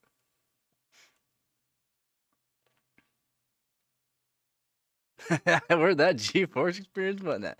Overclock venting. Yeah, yeah, yeah. I just, I don't know. Me, I'm cool with being by myself, kind of thing, right? Like, some people would have to have friends and stuff like I have friends. Like I'm not saying I'm a loner, but I'm cool with being alone because I can keep myself occupied and I can start learning more. I like to learn. So like if I can keep overclocking, keep learning, just searching up on pages or even if it was written in books nowadays, but things aren't written as books. You have to go online more or less for this kind of stuff. So that's reading up on forums, reading up on pages and stuff. So that's why overclocking is my little safe place basically, because I can just go there, stay there as long as I want to, and then have fun. It may not look like when the overclocking. So when the overclocking competition actually starts, it's gonna look like I'm not having fun. I'm having fun, okay? I am having fun.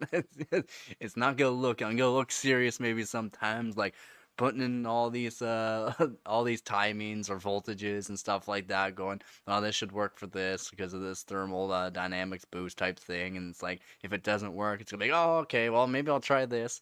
And it's like constantly doing the same thing over and over, but it's not the same thing over and over. There's a lot to it. There was a lot put into it from all the hours I put into it, basically. But it doesn't look like I'm gonna it doesn't look like I'm having fun, but I'm having fun.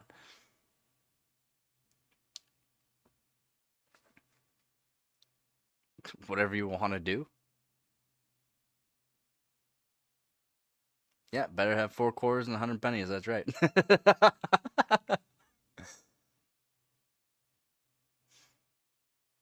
What the competition or the this voice actress? The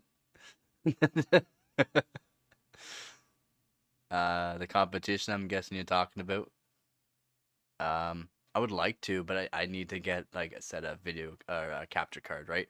And I'm gonna probably look tomorrow for one that's at a decent price and just spend the money so that way my videos look better and more professional, and then I can actually stream the competition without wasting performance on streaming. Because if I stream or record while I'm doing the competition, I'm losing points, and I need every single 1 point on 100,000 point test or 200,000 point test. That 1 point might make or break a placement, and I need that point. I need every little bit.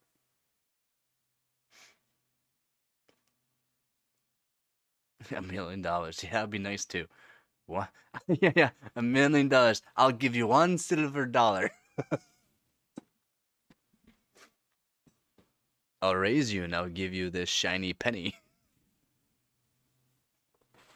Ooh, a penny.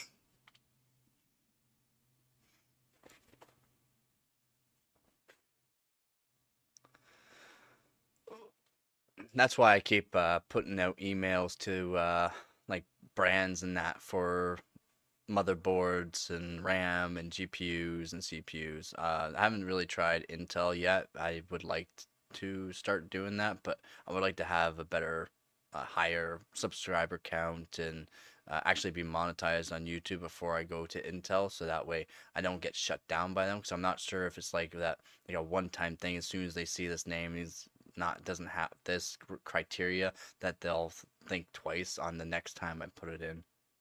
But I've been putting in emails after emails to brands to hopefully get be partnered up with them so that way they'll sponsor me. So I would like that, right? And if I can do that, it'd be great. That help me out with my competitions, help me out with life. I'll be technically like get my business started on YouTube because you can get a business started on YouTube and be like a full-fledged business person.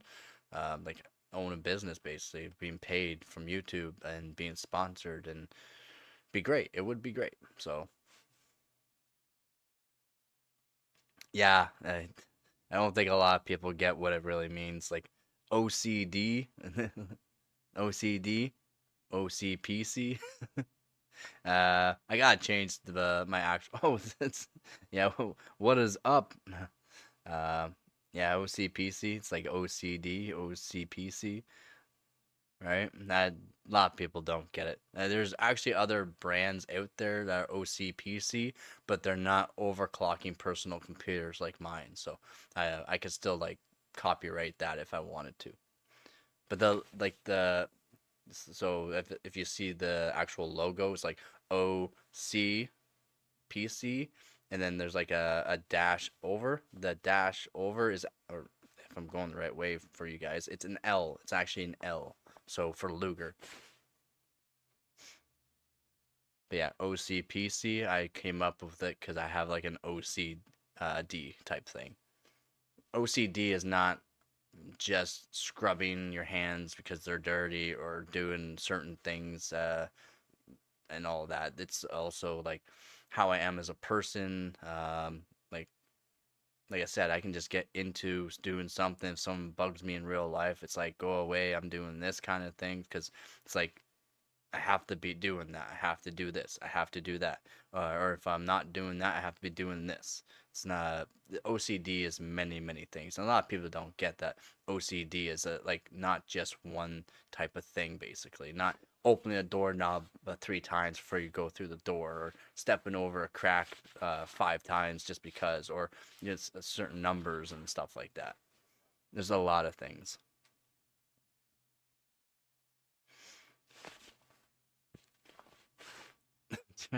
How many are you gonna make? Like seriously?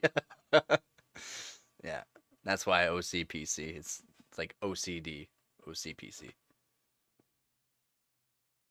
Overly compulsive personal computers, but it's actually overclocking personal computers. I thought it was pretty cool. I thought, and then I like was looking at it like, well, I can make it actually look even better. Like make it like a 2 letter type thing. So like O and then put a C through it, and then C and then put the P through that. But it's kind of hard to make my own kind of what do you want to call them, graphical designs on it. I'm not that kind of person. I don't know how to really make it look good like everyone else's. So I like used what was it, Paint? I think I used Paint for that. Just like Paint, Microsoft Paint, green background, and I was like, oh, this actually looks pretty good. It could be way better, of course. It is what it is.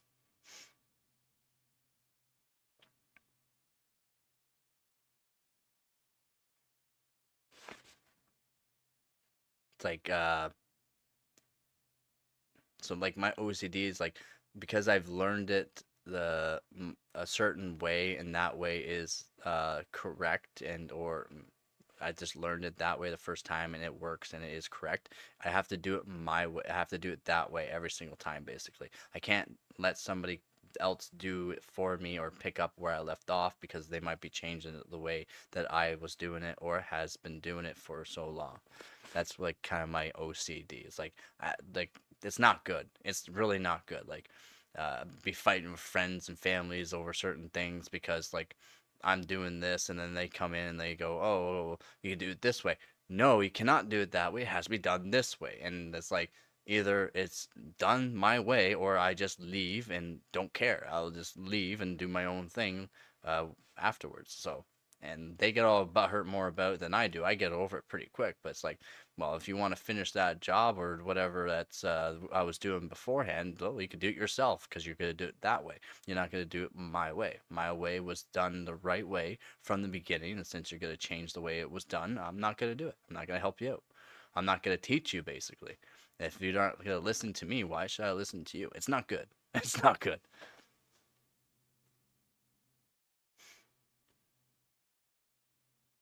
Yeah, that's what I yeah, that's what I heard with Intel. They're all over the place with sponsorships. Like they will sponsor high-end people or they won't even sponsor the high-end people or they're sponsoring some lower content creators, but only to a certain extent, of course.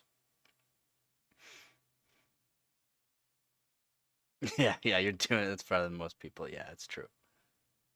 I just like to get stuff done basically, right? And I'm not really a teacher, right? So, like, if you watch my older videos, and I'm getting better at teaching and being more thorough on how to do stuff instead of being like, oh, this and this, you just do it like this and like that. It's like, oh, I have to give the reason. So, back like in public school and even high school, um, you know how you have to like show your work basically for like math and other stuff. Well, I would just write the answer. I didn't have a calculator. I never used a calculator really, except for like some really big math equations basically, because you needed it to be a bit faster. But I wouldn't be showing my work. I just write the answer. My teachers always go, "Well, you have to show your work." Well, it's like, but I already know how. I already got the answer. It's correct, right? Well, yeah, it's correct. So isn't that good enough? Well, no, because you're gonna have to show your answers in real life to show that other people that you know what you're doing and that it's actually correct. Well, if you're wrong, but I'm right, right? Yes. Well, you still have to do it this way. Well, if I'm right and I did it faster than everybody else, what's it matter that I have to show my work? So that's why I got in a lot of trouble with my teachers because like I never really showed my work. I never did homework. I always got the right answers. Like I said, tests and exams, I was be doing 95% or up on my tests and exams. But because I wasn't doing the homework or I wasn't showing my work on certain stuff, I'd be downgraded and downgraded. And then wouldn't be getting the actual overall after the school year, the overall percentage that I should have been getting in school. I was getting a lot lower because I wasn't doing enough. It's not good.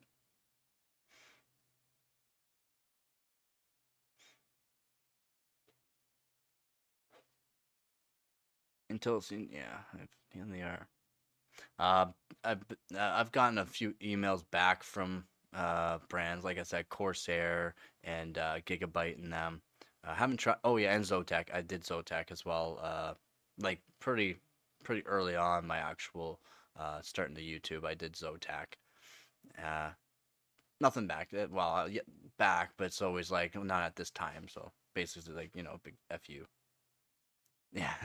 So instead of like paying attention in class and all that, I would be helping out my friends and trying to explain to them how to show your work and how I got the answer, but I didn't do it myself. I was always helping someone else, helping out a friend, helping out someone that didn't understand it, showing them that it didn't have to be done the way the teacher was showing, that there was actually a different way to actually get the same answer every single time and not use that math that was implied to it and use it a different way that maybe that person could understand a bit easier.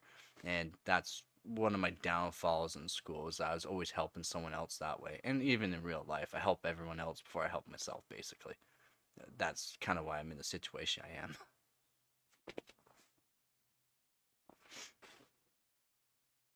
Zotac has some neat cases.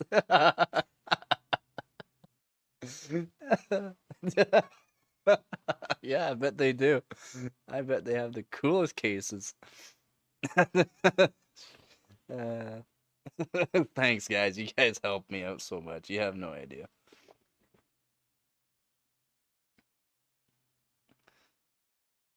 That's legit.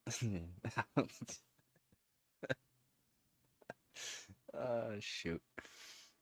I'm gonna probably make myself bobblehead me because I need one of those bad things for me again. Make myself bobblehead. I'm still here. I'm still here. It's just I'm gonna be going boom, gone.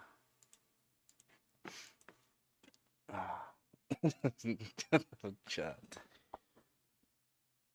You guys don't know what you're talking about. Gone. I don't think I could fit in a smaller case either. I'm not ex, ex. What are they called? One of those people.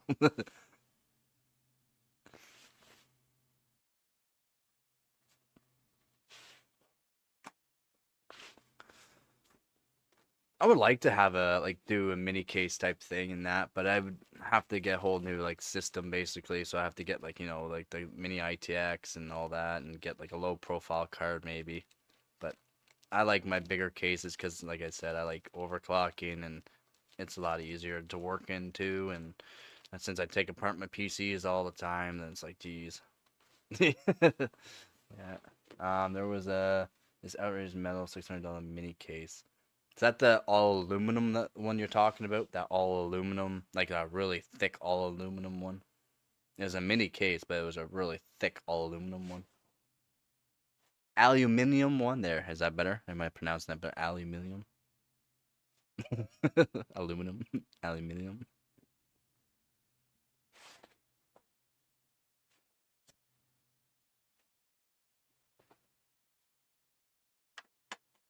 There's actually a few cool ones, yeah. Oh, you've showed me some pretty cool ones too, though. That I think it's a fractal Terra one you were talking showed me there. That fractal Terra, the wood one. I like that one. I like those wood ones. I think that was also the mahogany one that you had. I don't know. I like that. I like how the woods put into it. And it actually looks really nice. I just don't know how well that's gonna work for here in Canada, right? Especially if I take it and move it around outside, it might warp the actual wood. If you're new to the stream and channel, I am here, by the way, just talking away, and I'll be going back to the camera here in a second. If you have any kind of PC questions, let me know.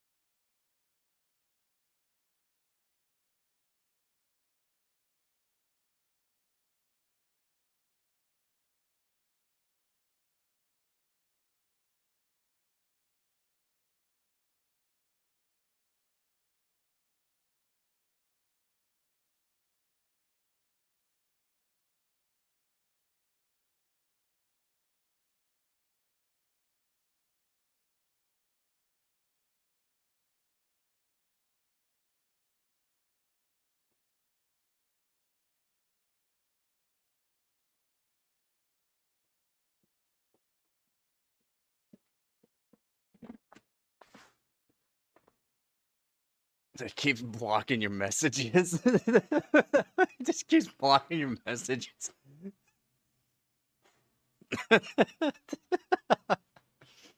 uh, Ziki Industry FF04. That's what it was called.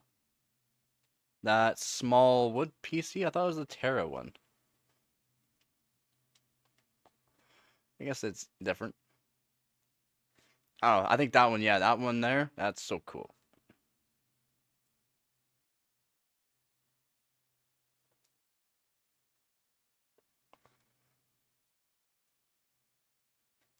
Oh, I think it looks like it's. I don't know. It's designed really nice, to be honest. I like the design. I think it looks really cool.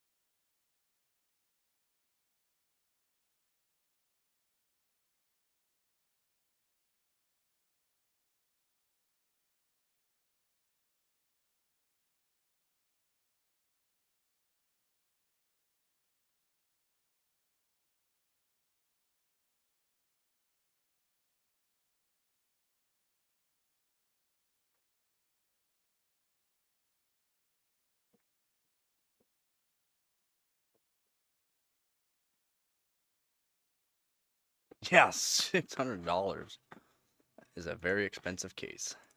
A very, very expensive case.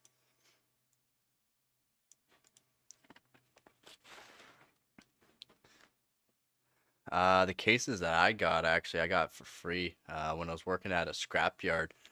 This guy came in, a few PC cases that I got. Scrapyard, this guy came in and he started dumping out all these PC cases, and then he started talking about PCs and that. And of course, I blew his mind on prices of PC stuff and that and that. And he's like, you know what? I'm gonna bring you in some stuff. I'm like, okay, like you don't have to. He's like, no, I'm gonna bring you stuff if you want it, and if you don't want it, I'll just throw it out.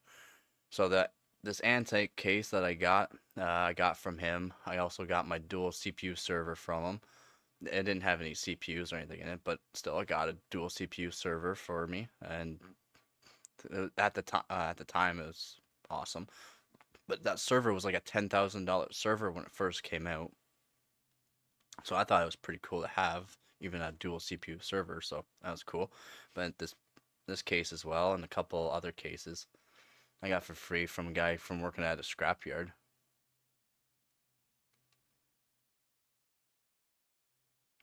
I don't know. eBay's iffy, iffy on prices because you gotta worry about the shipping as long as the shipping's good. But then it's also export fees and stuff like that. It's so hard to worry about that kind of stuff, in my opinion. Even though, like I said, I'm a 100% rated seller on eBay, so I get a discount on shipping. It's still absolutely insane.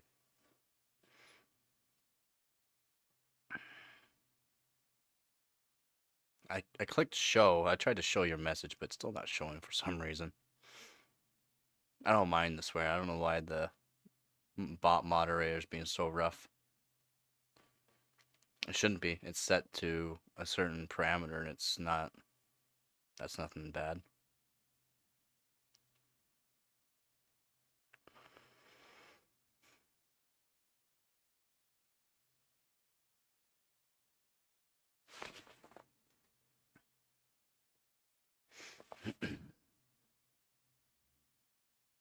I try to get stuff through Facebook Marketplace, like that GTX 770. Even if I have to like get blisters all over my feet from walking too far for it, I will because it's really cheap.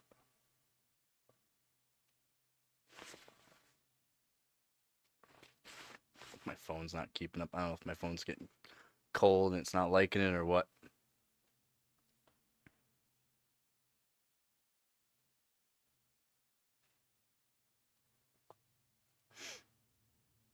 Oh, actually disconnected from the internet now.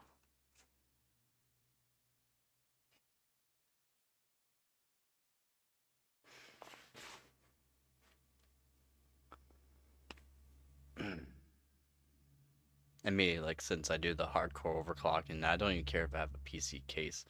I used to just put the motherboard, like I said, on motherboard boxes or something like that.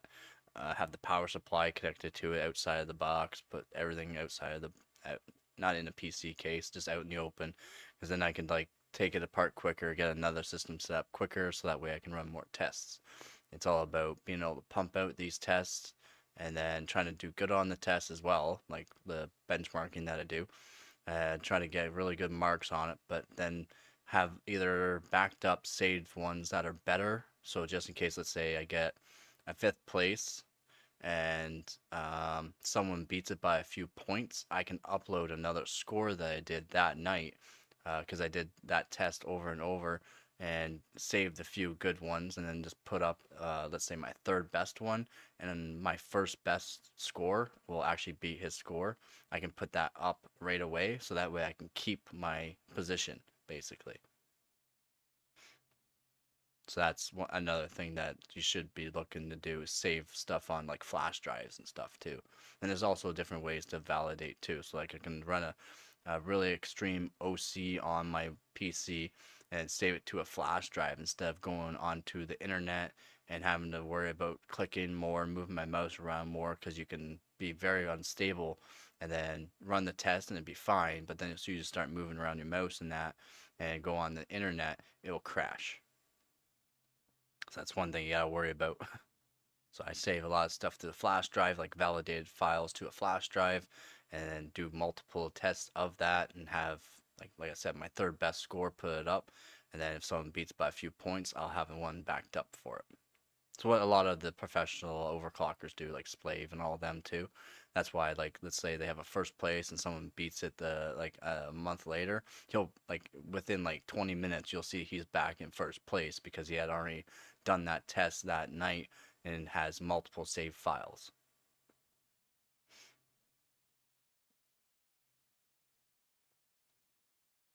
I need to get into selling my CPUs again, but after I sold the graphics card and the shipping was just absolutely insane right now, and I almost lost my. I made money on it, so yeah, hooray! I made a couple bucks off it, but I should have made more money off that graphics card. I didn't realize how high the shipping was. The shipping usually wasn't that high before, so even with my discount, it's still pretty high, like I said. So like I would never have sold that graphics card knowing that the shipping was going to cost me that amount of money because I only made a couple bucks. I would have kept that graphics card as I'm a collector of graphics cards and CPUs and motherboards and that. Yeah, I am. I crashed that one stream crashed, so I made another one.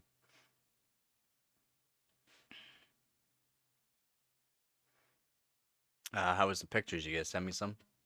You get it? Oh, okay. I was gonna say.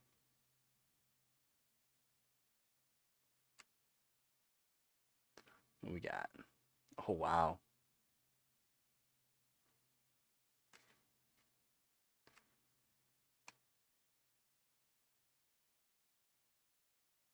Can you email me, uh, es- especially the first one? I'm pretty sure it'll look a lot better through the email.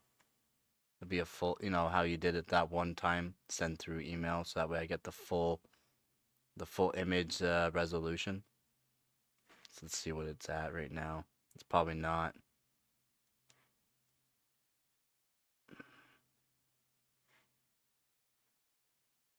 Okay, why isn't it? Give me the details. More details.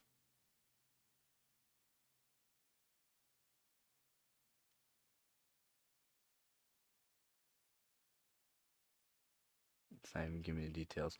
I'm just pretty sure it'll look better because that's the first one's really nice. Like really, really good picture. Holy moly. Okay.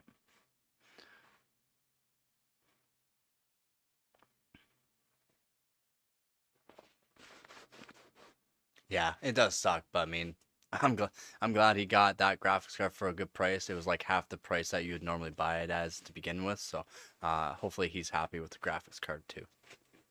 'Cause I'm pretty sure like he would be a collector as well because not many people buy those vintage graphics cards, but the prices of them on eBay were insane. Lot more than what I sold it for. But the CPUs I bought, like I said, I bought lots of a bulk supply of Xeons. So I basically make money on every single one, but I got to make a certain amount because I would like to make a certain amount off of them because that was the plan of buying them was to make a certain amount of money off of them. So and I like to ship them in nice boxes, all like done up with nice packaging and that. Like they're really nice packaging. Like I bought Uline 3x3x1 boxes for my CPUs for shipping, so I can ship two or generally one, but a lot of people have dual core servers as well, so they buy two off of me. Then I would ship them in those boxes, but if I, let's say, wanted to ship them cheaper, I could just throw them in like a foam pack basically that they have at the post office, but I don't, so I spend more on the shipping and I try to make the shipping free, just set it at a certain price so that way I can make money, but it was also cheaper for them to buy it that way. And it also makes my eBay nicer, right? That's why I got 100% reviews. Everyone that leaves a review and comments on my eBay will always give me a good comment. Very nice packaging, very good seller. Arrived on time. Like they contact me directly and say, "Oh wow, like awesome, good job, thank you for that." Like you didn't have to send it like that. It's like, well, uh, that's the way I want to do it, and I want to make sure my customers are happy. But right now, the shipping's just insane, insane. So Dan there, he shipped me some stuff, and I told him like, you don't have to do all this kind of stuff and all that, and he did, he did, because I know shipping's not cheap, even for something small, and I know what he was talking about wasn't like a little shipment. It's a box full of hardware, basically, of computer hardware,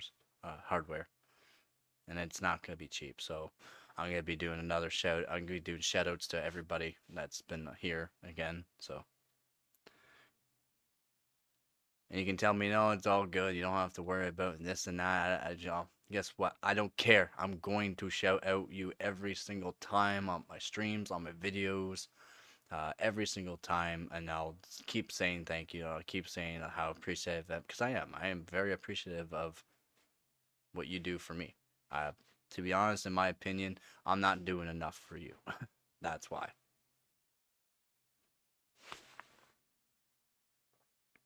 Okay, I'll check out the email. I'll check out the email because it's definitely be looking better than that one. It just looks like it got downgraded and looks like it'd be way, way better.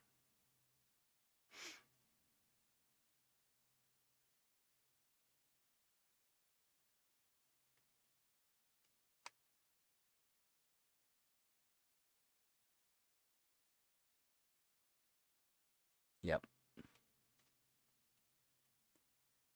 That one? Nope. The bottom one.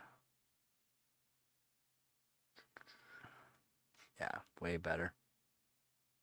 Better resolution. Like, it looked really good. It looked really good in the other picture where you sent it to me on Facebook there, but uh, in some spots it just looked mashed up, kind of blurry, but not really blurry. Like it's still good, but this looks better. Looks like it's a full resolution, full quality, almost full quality basically. That's why I like it that way. That way I can actually see what you're actually taking for pictures. Especially like the stars and all that in the sky there. Like there's so many of them. It just looks so good. If anyone's new to the channel, you can ask me some PC questions. If not, you can just say hi in the chat. That's also cool. Hope you guys are having a good night or day, depending on where you are. It's almost 2 a.m. now. I can't believe you're still up, Ricky. I really can't. Hopefully it didn't get too cold. It is getting pretty chilly out tonight.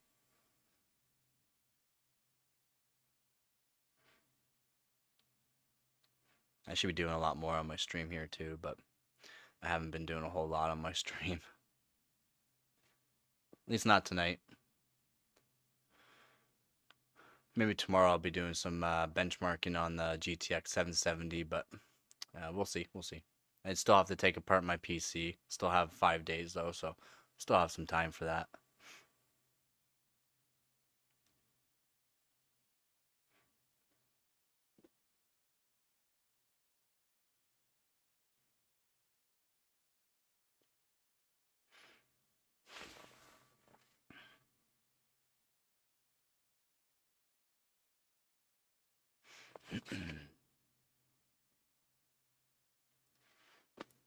Oh.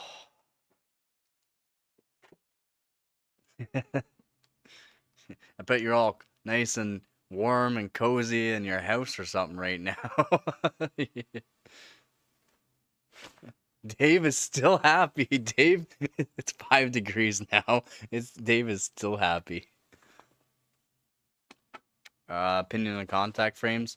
It doesn't matter if you lap your CPU, contact frames don't matter, but contact frames help a lot if you don't lap your CPUs or your the actual cooler that you're using. Doesn't matter if it's air or water. If you lap your water or air cooler and your CPU, you don't need to worry about contact frames. Because there'll be so much more surface area of pushing it down to make sure all the pins are connected to. But all these new CPUs and some older, more or less, the bigger the IHS is, the more wonky the CPU is, and most of the CPUs are um, convexed, not concaved, convexed, and the coolers are too, because the dies are usually right in the center. Except for these new Ryzen CPUs, apparently they're downshifted down lower on them.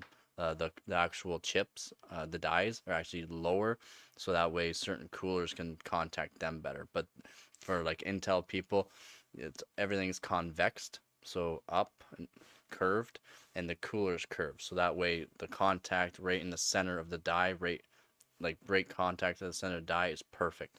But if you, like I said, lap your CPUs and your coolers, then they're not needed. They're nice and helpful though. They're helpful if you're going to be changing out your coolers and that all the time, or easier cleaning and stuff like that if you clean out your PCs a lot. That's about my opinion on contact frames. I don't use them because I lap my CPUs and my dies, and my coolers. So I'll lap my CPU perfectly flat, right? As flat as I can do it. I don't have a lapping plate. If I had like a lapping plate, then I could lap my stuff better. But lapping plates are pretty expensive to get a nice lapping plate. I lap it to as flat as a piece of glass, basically. So a nice thick glass would be your best bet to lap things flat. Then you're gonna lap your CPU and you're gonna lap your whatever else onto that as well, onto the exact same spot as you lapped your CPU, so that way they match. So like a book match, if you know anything about um, carpentry and book matching your pieces, so you're gonna cut the piece right in half and then book match it, so that way it's on one side it's the same, and then on the other side it's the same. So basically you want their contacts to be perfectly flat in the exact same flatness as each other, so that way when they match up, um, it's matched up basically perfectly. We're not in the perfect world, so of course it's not going to be perfect. That's why thermal paste comes in handy.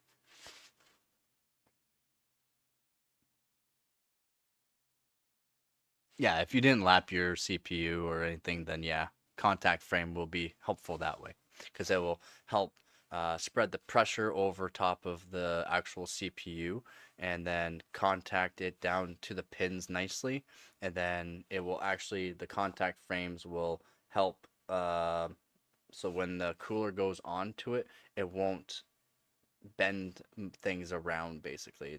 That's why the contact frames were made, because um, if you just put a CPU cooler on top of a CPU like the 12, like they came out with the 12900Ks basically, the 12th gens. That's when contact frames came out. And DeBauer from Thermal Grizzly came out with like these contact frames and that because of the what I just said, the convexness of the actual products. The contact frame will just make it so it flattens stuff out nicer. It's contacting all the LGA pins to the LGA land grid array on the CPU to the pins on the board, and make it a perfect nice spread on that. So that way, it just works better that way. Nah, RAM issues because they didn't actually install the contact frame correctly. Uh, and you just gotta make sure you tighten it down properly. So tighten it all nice and properly. A lot of people just, oh, I'm gonna tighten about this much. That's good. That feels tight. No, contact it down, like tighten stuff down the way it should be, and make sure it's done proper. Basically, if it's done properly, there'll be no RAM issues. Because you only get RAM issues because the actual land grid array, the LGA pads, so the gold pads on the CPU go down onto the pins. If it's not perfectly connected down, and let's say the pins are not touching certain portions, most of the time it's for the memory. That's why they're saying they're losing memory channels, or a channel or something, because the CPU wasn't contacting those pins properly. That's about it. And that, and just having 9% alcohol to clean off the old thermal paste. Yeah, it's nice. It's good to have alcohol actually to clean off the thermal paste correctly, so that we don't have any old thermal paste left over. Let's say you touch your CPU with your fingers, even though you have nice clean hands, it's oily. You're oily. Your skin's oily. Doesn't matter what kind of person you are. Everything's oily. So if you touch it with your finger or something, that's why you'll see me with especially the other day though, I said I touched the core of the GTX 770 because I literally saw my fingerprint on the core because I was handling it all the time, and I had to clean that off nice. I should have used like not like 99 or like close to 99% alcohol, isopropyl basically. I should have, but I just wiped it off with with my shirt. I wiped it off with my clean shirt. I changed my shirt before actually this that last stream, so it was fairly clean. But I should have used like an alcohol based. Meek is also a good one. Meek isn't good for breathing in. Same thing like alcohol, isopropyl though. But like Meek is good for cleaning objects. It's just the same thing. It's very pure, and it's gets rid of oils very nicely.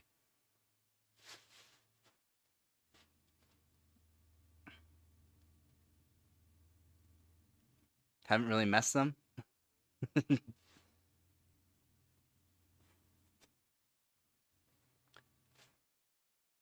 Yeah, like the bigger, so like these CPUs that we got now, so more people had issues with like the thread rippers and epics and that for certain things not working, or they just didn't boot, or the memory channels, not all the memory channels worked, or like that basically because of how big the actual land grid array was, and they didn't get enough contact pressure to push down the actual CPU to the pins, so not all the pins were touching, and not all the pins have to be touching to make it work.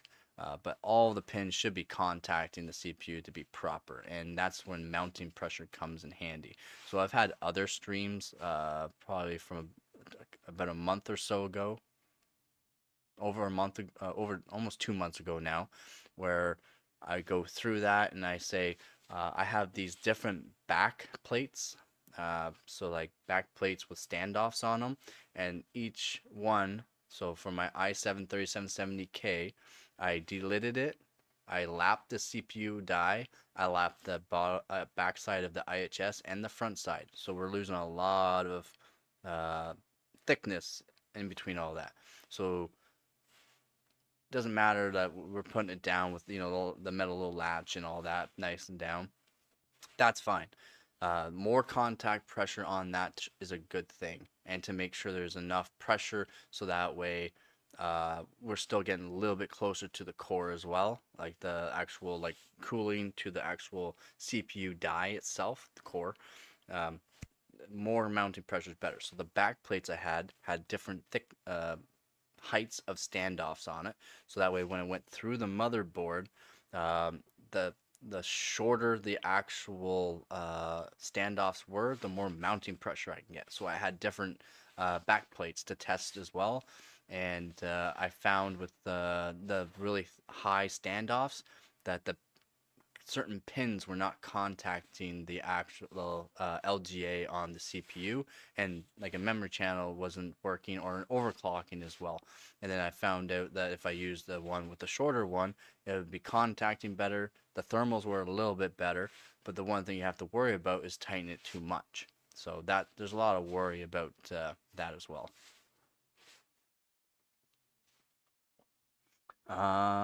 Just all around worth putting on. Yeah, it's worth putting on. Yeah, the CPU bending, yeah, because the CPU bending is because of the convexness, right? So the convexness was right in the center of that. The CPU will bend on the corners and all that due to the fact that the mounting pressure is right in the center, and then like right in the center of these big pads, if you're putting pressure just in the center, then you'll have issues with the corners bending. But if you lap your CPU, there's more contact. Overall on the IHS and overall on the actual CPU, because the IHS is fairly big. But since everything was convexed, it was putting too much pressure in the center, and you had issues of bending if you put too much mounting pressure. But that all depends on your cooler that you're using too, though. So the contact frame made it so that way it would mount that down, and not just so you're still putting a cooler on it, right? You're still putting a cooler on it, so it doesn't matter using this contact frame itself. You're using that contact frame to mount down and pressurize the edges of the actual CPU down as well, right? And then you still got the convex on both, so it's still gonna put that pressure in the center of the CPU, no matter what. But it would actually help spread out the pressure after you did that. It could still bend your CPU. It can still bend your CPU even if you use the contact and you use too much mounting pressure with the convexness of the CPU, and depending on what cooler you have. Some coolers were designed different than others. You'd have to read up on the cooler and see the mounting pressure, as in uh, the brands will come out with these like pictures basically. So they'll do thermal paste and all that onto it, and then they'll mount it down to as tight as they can go, and then they'll take it off and they'll show pictures of how the mounting pressure was on it, and that right there will show you whether or not it's gonna be really too rough on the CPU, especially if yours has more of a convex onto it, because some CPUs have more convex onto it. There's a lot that went into that. That's why I lap my CPUs, just because I lap my CPUs and my coolers, just because it's gonna give it more contact pressure around the whole CPU than just the center of it. Do with the higher end models getting hot and warping and whatnot. No, not how. I don't know how you'd warp copper. Like you'd have to be hitting some nasty temperatures to warp copper, especially how thick the IHSs are. It'd be pretty hard to. And since those IHSs are actually glued down with silicone glue, a certain silicone glue too, and put down pretty good, and also it's silver soldered. Since they're silver soldered, I mean, like, that'd be pretty hard to actually do. Like get them hot and warp. That'd be very, very difficult. Because from what I understand, they're already kind of convex anyway. Yes, they're convex. Some of them are worse than others. Some of them have divots in them, like concaves in some spots too. Like it's weird. It all depends on the silver soldering done on it. It all depends on what was done in the factory, how well the nickel plating was done. Not all nickel platings can be done the same way, even though they go through the same processing. They're not all going to be the same. The nickel plating could be thicker in some spots, thinner in some spots, and let's see, you have a more convex copper already due to the fact when they put it on, like there's a lot of things that go into manufacturing tens of thousands or hundreds of thousands of CPUs, right? But not all of them are going to be exactly done up the same. That's why you also have different silicon lotteries.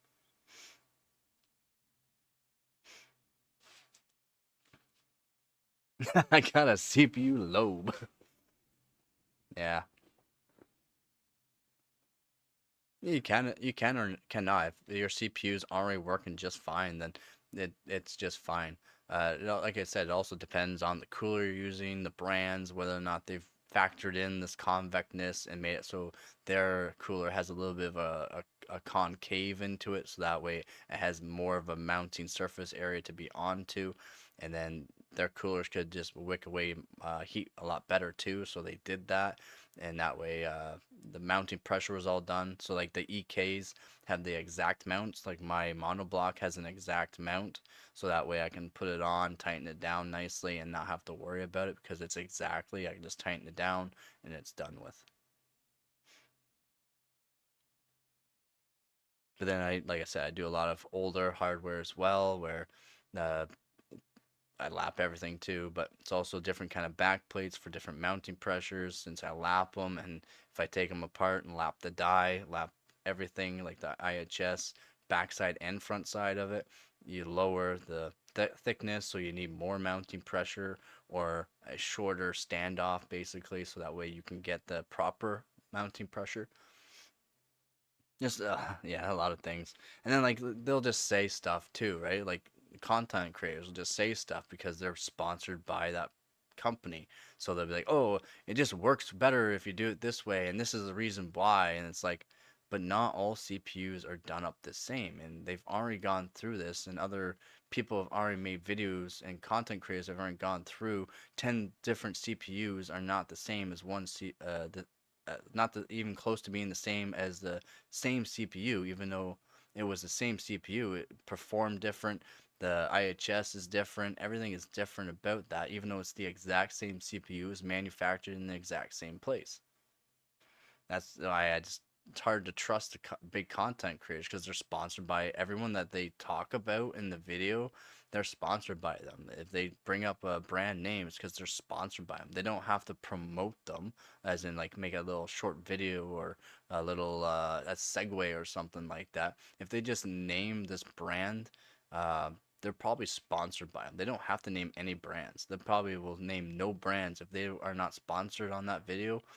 Most of them are sponsored though, and they'll make like a segue or something like that. But like they won't name any brands or brand names at all, or show in the background. Like Linus Tech Tips, how he had all DeWalt tools before, like all DeWalt tools on the background. Now every time he's holding a tool or something, you'll see it's Milwaukee because he was sponsored by Milwaukee, so he's showing off Milwaukee tools. He doesn't say anything; he's just using it.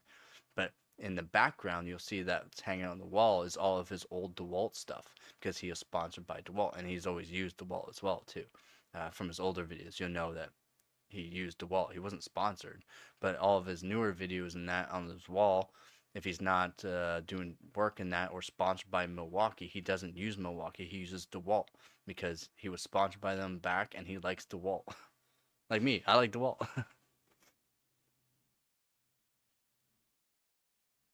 Oh yeah, they definitely they definitely cherry pick for content creators. And then sometimes like Linus Tech has even said like It's like must have been cherry picked, hand picked, and get given to us or something like that because like it's performing really well and no one else is really getting these and that. That's why I don't know. It's really hard to trust the content creators because if they're sponsored, they have to be nice. Yeah, they'll say all this nice stuff and they'll be like, oh, but I don't like this about it. That little bit about it is just because they don't want to be like, oh, it's just perfect and all that. It's perfect and all that because they've already been sponsored by another company and the video maybe down the road it's already been made up and they've already been making it and then they're like I said sponsored by another company that same day they're sponsored by the other person that they're promoting as the same product but different brand so they say oh they're a little bit bad in this because they have to because down the road maybe a week later even though they've already been sponsored by a different brand for the same thing they know they're going to be saying something that's positive on that side of it from the other brand it's like these big content creators are sponsored and sponsored and sponsored and sponsored. Probably who knows how many sponsors in one day, but they'll just make a video here and say something about it because they have another sponsor, and then they'll promote more or less that side of the bad side from that other brand. That's the thing. There's a lot of things that go into the big content creators, basically. That's why I don't technically want to be a big YouTube channel that gets sponsors like that and I have to say nice stuff about the sponsor and that. If I let's say get sponsored by the brands that I want to, I just get all I have to do is just say what I'm using, like the product that I'm using. Like let's say I get sponsored by Corsair, all I have to be doing, because I'll be doing a lot of RAM and stuff with Corsair, all I have to do is be like, I'm building my PC, I'm using this right here, and now let's go overclock it. And I can just say what the product can do, and that I don't have to say how good it is, or anything like that. Like I don't have to be like, oh, it does this better than everybody else, it does this and that. And then let's say I get sponsored by another brand of RAM, and then I don't have to say anything good. I just be like, I'm building my PC with this RAM. That's it. I don't have to be like, oh, it's so good and this and that. I'm just building my PC and I'm gonna overclock it like this. I'm gonna overclock. I do overclocking. So like being sponsored by brands for my kind of stuff is a little different than what he does. He started off as doing all these overclocking stuff and content, well not content, but reviews. He's a reviewer, right? So he has to say good stuff about some and bad stuff about stuff because he's a reviewer, right? But let's say you get sponsored by these big brands and they give you so much money, and in the contract it says you can only say one little bad thing about it, then he'll have to find that one little bad thing about it, or even though there's a lot, he would have to come up with just one thing and then say that, and then the rest of it would be nothing but good review about it because he was sponsored. Me, it's different. I do overclocking. So I can get a motherboard and just say, I'm gonna be overclocking today, and this is the motherboard I'm using. So if you ever watch actually hardcore overclocking, he's really good. Somewhat. He's slacking. He's slacking for competitions. He's slacking for actually overclocking. He's just content creating. So he was one of the ones that was bashing Intel. He was sponsored by AMD for a little bit. That's why. And he just started bashing and bashing Intel. And then now you'll see his videos that he won't be bashing Intel because Intel found out what the issue was. And like I said, he was bashing Intel, saying it was nothing but Intel. Even though in my videos and that I was saying, no, it's not just Intel's. Other stuff is going on. Motherboard manufacturers and RAM's instability issues, really. But motherboards were really messing stuff up. But he was just bashing Intel, saying, "Oh, you have to use this much volts to do this and that." And I'm going, "No, I had the same CPU. I never had to use those voltages to reach those frequencies. Like, I don't get why you're telling everyone you have to use these voltages to reach these frequencies and saying it's Intel's fault. You don't have to." I shouldn't be saying that too. I don't like to talk bad about other creators and that too, though. That's the thing. I like Timmy Joe. He's great. But yeah, that's yeah.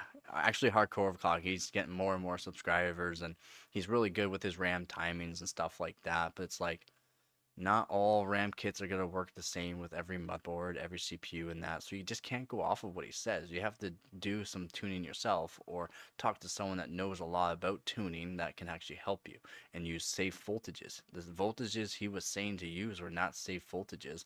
They were for enthusiasts, and yet he was just using it on bare motherboards, not extreme cooling and stuff like that and whatnot. Like I went on to his streams and said this and that, and he was like, "Oh, this and that," and I'm like, I don't know if I should even be watching this guy anymore because like he's not making sense anymore. Like he's just making content now. He's just making content.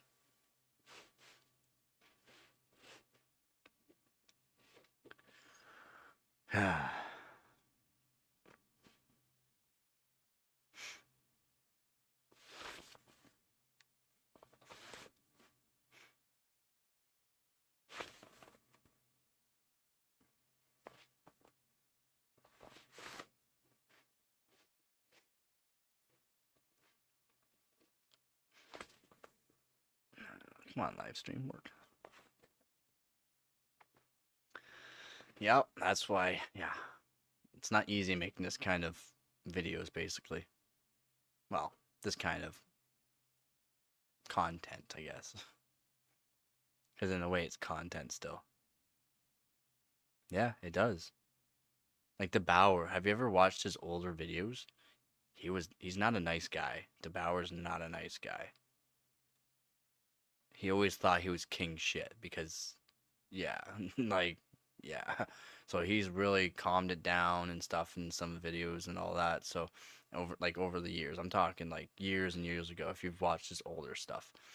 He's very, very smart guy, of course, like very smart guy, like very smart. But it's like he thinks he's king shit basically, and then it's like mm, nowadays I don't know about him. Like I don't know if he knows as much as he uh, says he does. I think he just gets people to help him out because there's a lot of people out there now. Like yeah, they may be looking at the camera and that, but they're reading off of an actual like back whatever you want to call them, those teleprompt things. Like they're actually reading off those teleprompt things too. So it's like, are they actually? Is that with them saying it? Probably not. DeBauer stuff about other people or like slamming people or whatnot. It's just that's DeBauer. That is the real DeBauer. The DeBauer now that you see in his videos is just him making content, as in he's got to say certain things about certain stuff, and he's probably gotten somebody to write this out for him, somebody to check, validate stuff and whatnot. And sometimes it's not correct either. Maybe those people didn't do enough research. DeBauer? DeBauer's DeBauer. Thermal Grizzly. Thermal Grizzly. That's DeBauer. I would love to be sponsored by Thermal Grizzly, but it's like probably not. I talk about overclockers like Kingpin Vince. I talk about him. Um, Tin, he worked with them. Lumi, Luumi, Lumi. I think I said Lummi the one stream, but it's Luumi. Lumi also helped out Kingpin. Another overclocker, hardcore overclocker, like liquid nitrogen is basically his day in day out kind of thing. That's all he does is liquid nitrogen on everything, and I love it. Lumi, his videos are different. Like it's not really in depth and all that, but he shows his scores and all that. It's a good way to validate too. You can use your YouTube as validation for your scores too. Yeah. Yeah, it's true. It's true, Heart. Eventually, maybe. You never know.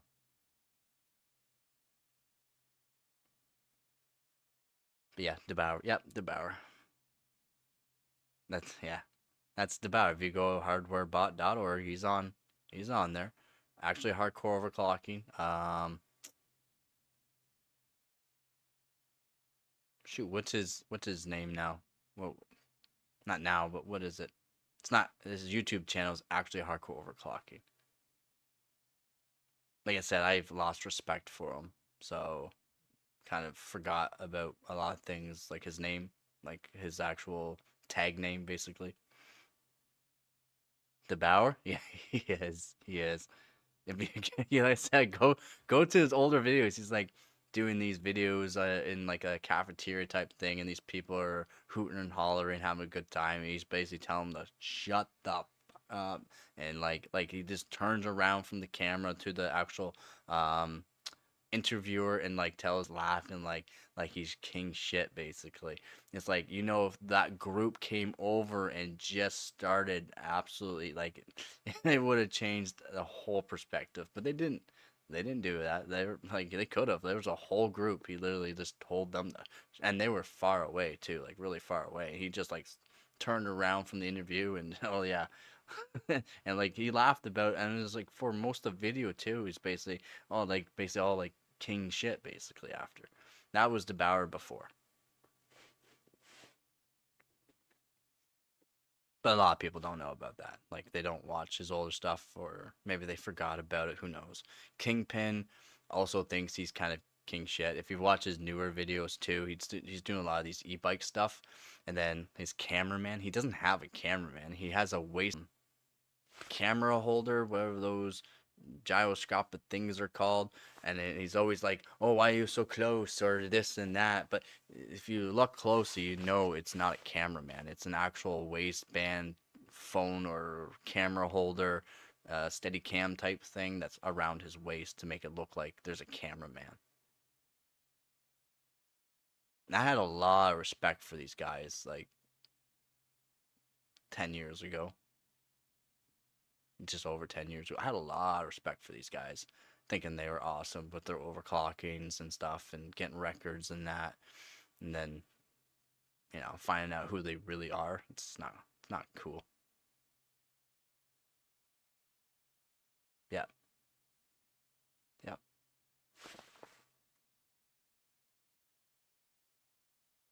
Oh, hope you have a good night. I'm sorry, you're probably gone. I'll message you in the morning anyways. Yep. Yeah, there's a whole bunch of things that you can get for cameras and making it look good.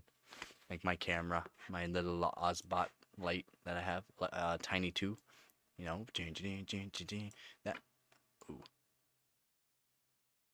I dropped it the other night, so it's probably, or maybe it's because it's really cold too. So maybe I should move it around too to help it out. They also yeah, you got that fanciness, right? All adjusting just from here. I don't have to stand up. I don't have to worry about that. I can move around. It has AI on it, so if I wanted to set the AI, I can set the AI. But like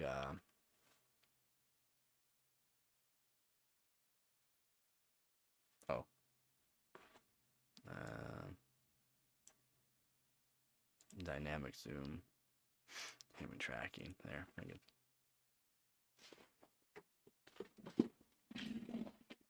I'd have him just walk around and he'll focus on me and all that. It's okay. It's not great. And then you can do like different kind of zooms and that, right? Different zooms. Different zooms. Different zooms.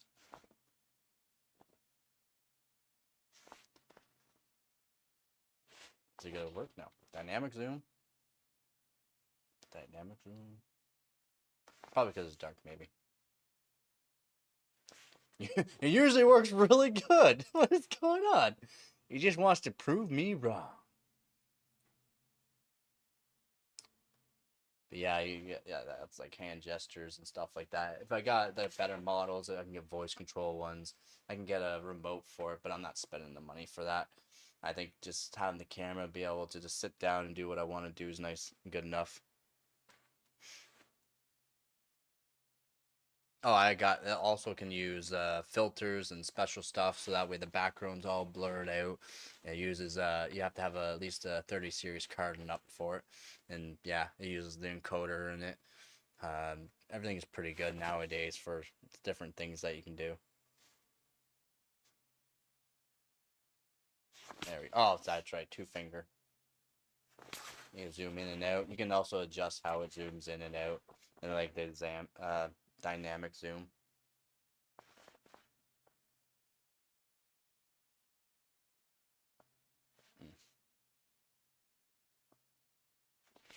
So you can zoom in and more, out, blah blah blah.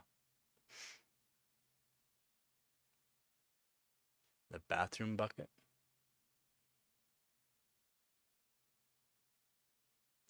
The bathroom bucket? What do you mean?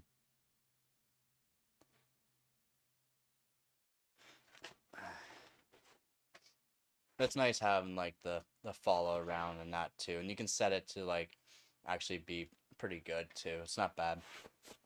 But then it's like I would have to have a different kind of mic. I would have to have a wireless one to really be good. If not, then it's like my voice goes in and out. It's quieter, it's louder. It's kind of not nice. So I try not to use it. And then, right? And I've also been told by some viewers that it wasn't so good, but I didn't actually have it set up nice. So it was just looked really choppy and all that. Making it look like you actually have like a kind of like a cameraman too is kind of nice. Like, or just I can actually stand, I can actually move around like I should be because, like I said, my bad back. So just being able to move around is a lot nicer too.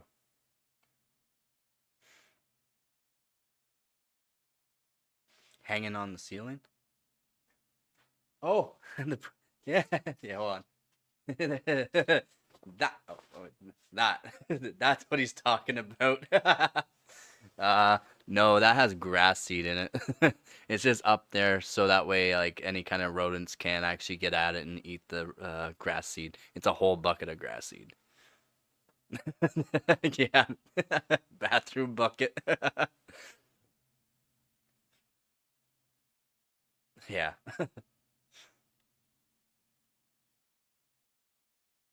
Yeah. I'm standing on my head and I really give her. Jeez. Just like before, I had some decent light up set up too. I only have the one light bulb. If I have like the lights on in the actual in the shed here, I just find it's not as nice looking as a video. I find this one light's pretty good. I need to get like some better lights though. It's just a one LED light bulb, so it works though. It's only working because I set the camera up so that way it works pretty good. I just set the camera up the right way. That's why I kind of spent the money.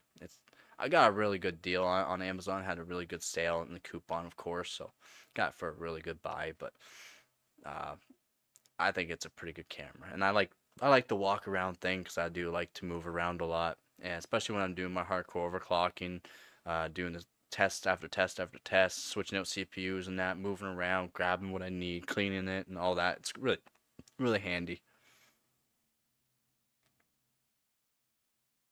You just toss it up there. Yeah, I was waiting till next month so I can buy one of those green screens. Yeah, I was thinking about a green screen, but I'll probably never use a green screen. Sorry, man. Like, maybe some people would think it'd be pretty cool, but that's like, nah, because then I have to set it up. Green screens have to be perfectly flat set up so that way they work proper. And if I'm gonna be moving around and all that, then I don't want that. Like, that's all. I just don't want it to be like that.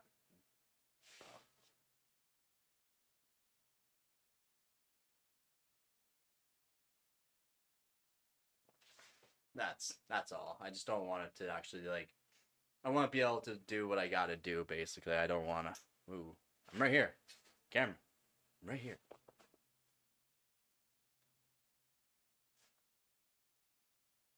Hello. So it's focusing on the poop bucket.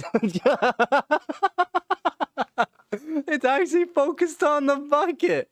What is with the camera? It's focused. That's why it's there. It's literally focused on the bucket. I'm back, camera. Hello. Hello. Hello. Hello. There we go. It focused on the bucket.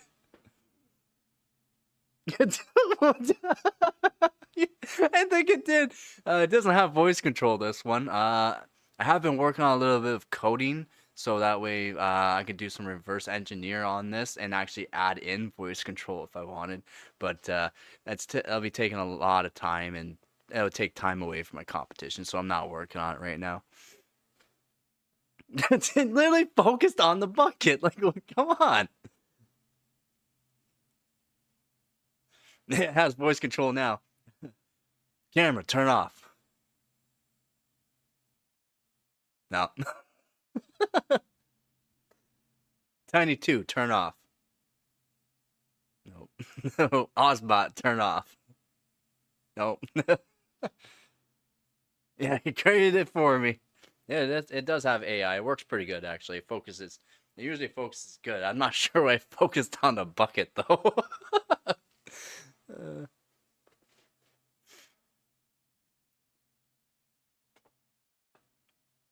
yeah, it needs some work.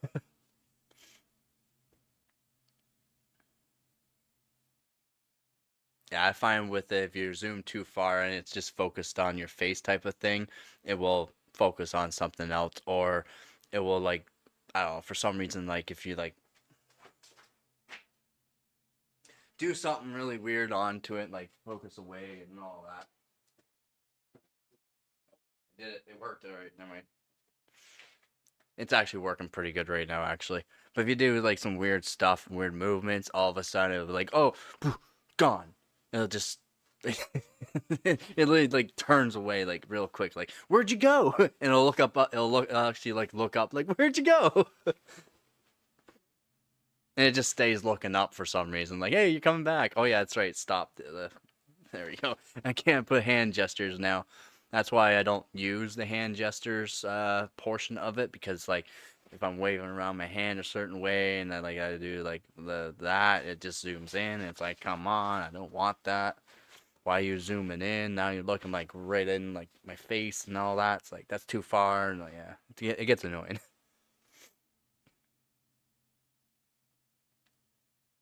That's why I generally have it off. The zooms and the dynamic zooms and all that kind of stuff. But like lock and target and all that, take it off. I just use a console portion of the camera, so that way I can just set these parameters and then it's done with. I can move around, do what I gotta do. I can move my hands around whatever way I want and talk like an Italian, basic.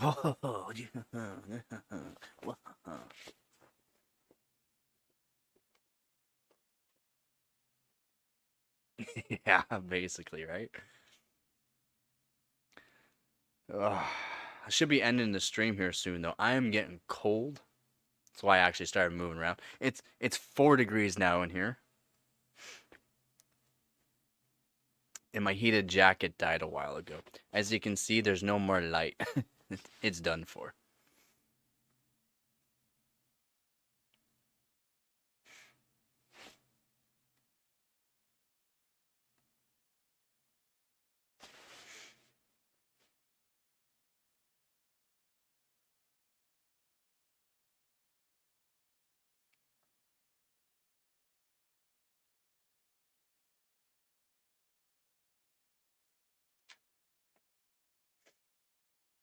It's gotta be getting late for you as well, right? I would assume it's getting pretty late for you. Yeah, right? Ugh. It's gonna be great for the overclocking though. Yeah. It's nice that it's getting cold right now, but I do believe middle of next week is supposed to be up around like 20 degrees again throughout the day. It's just these nights have been getting fairly chilly. 11:30, it's 2:30 a.m. here.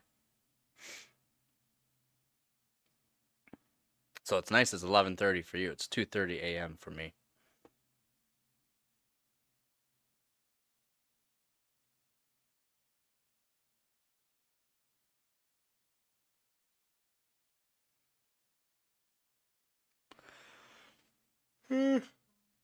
Also ran out of oh, also ran out of coffee a while ago, so that's why I'm getting cold, or not cold, but hey, hold on, hold on.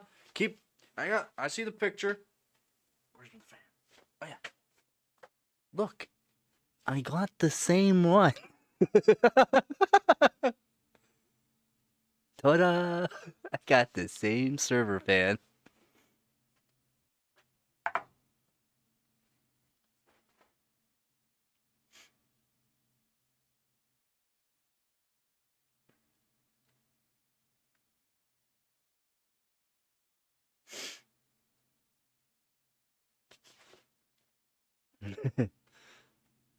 I don't know if you saw it, but yeah, I have the same fan.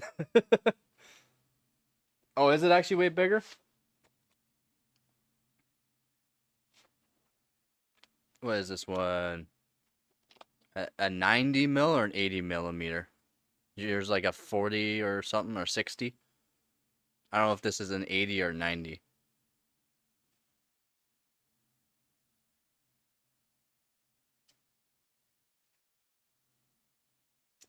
Is it also like a 5,000 RPM or something like that?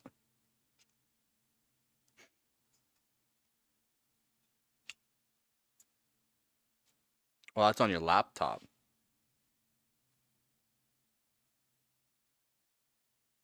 Oh, that's a 40. That's a 40.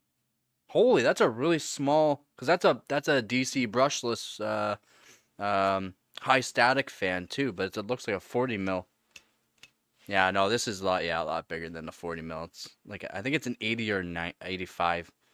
I think it's 85. This is an 85 millimeter. It's not a standard size fan, like computer fan at all.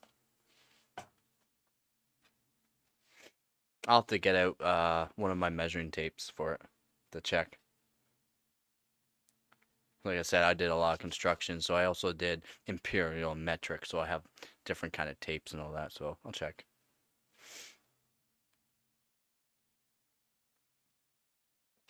Yeah, that's a really small fan.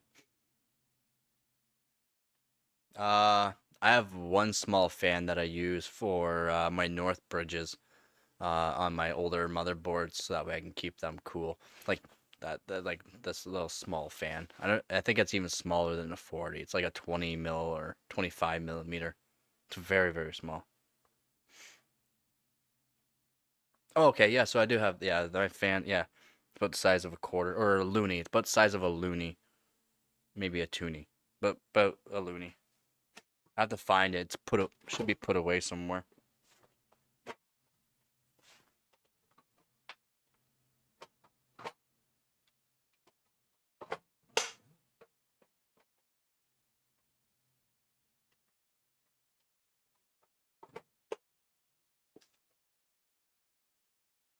Aren't you? What's going on?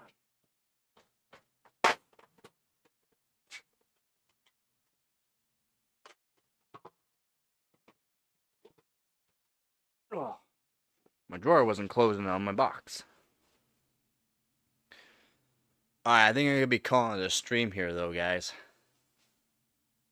My feet's getting cold, my hands are getting cold, and my hands don't like the dampness because it is about 50% humidity, so it is fairly damp because it's not that cold. If it's if it gets like really cold, I'm actually better with the really cold because there's like less moisture in the air. Yeah, no, thank you guys. Thank you. You guys really do make it more enjoyable, and hopefully you guys enjoyed the stream again. You guys are making it all great. Appreciate all the help. I didn't really do much this stream. We just more or less had some fun this stream, which is always nice. But thank you guys again. Night. Same with you, Nick. I know you're still here. So I hope you guys have a good night as well. So, as always, don't forget to get her done.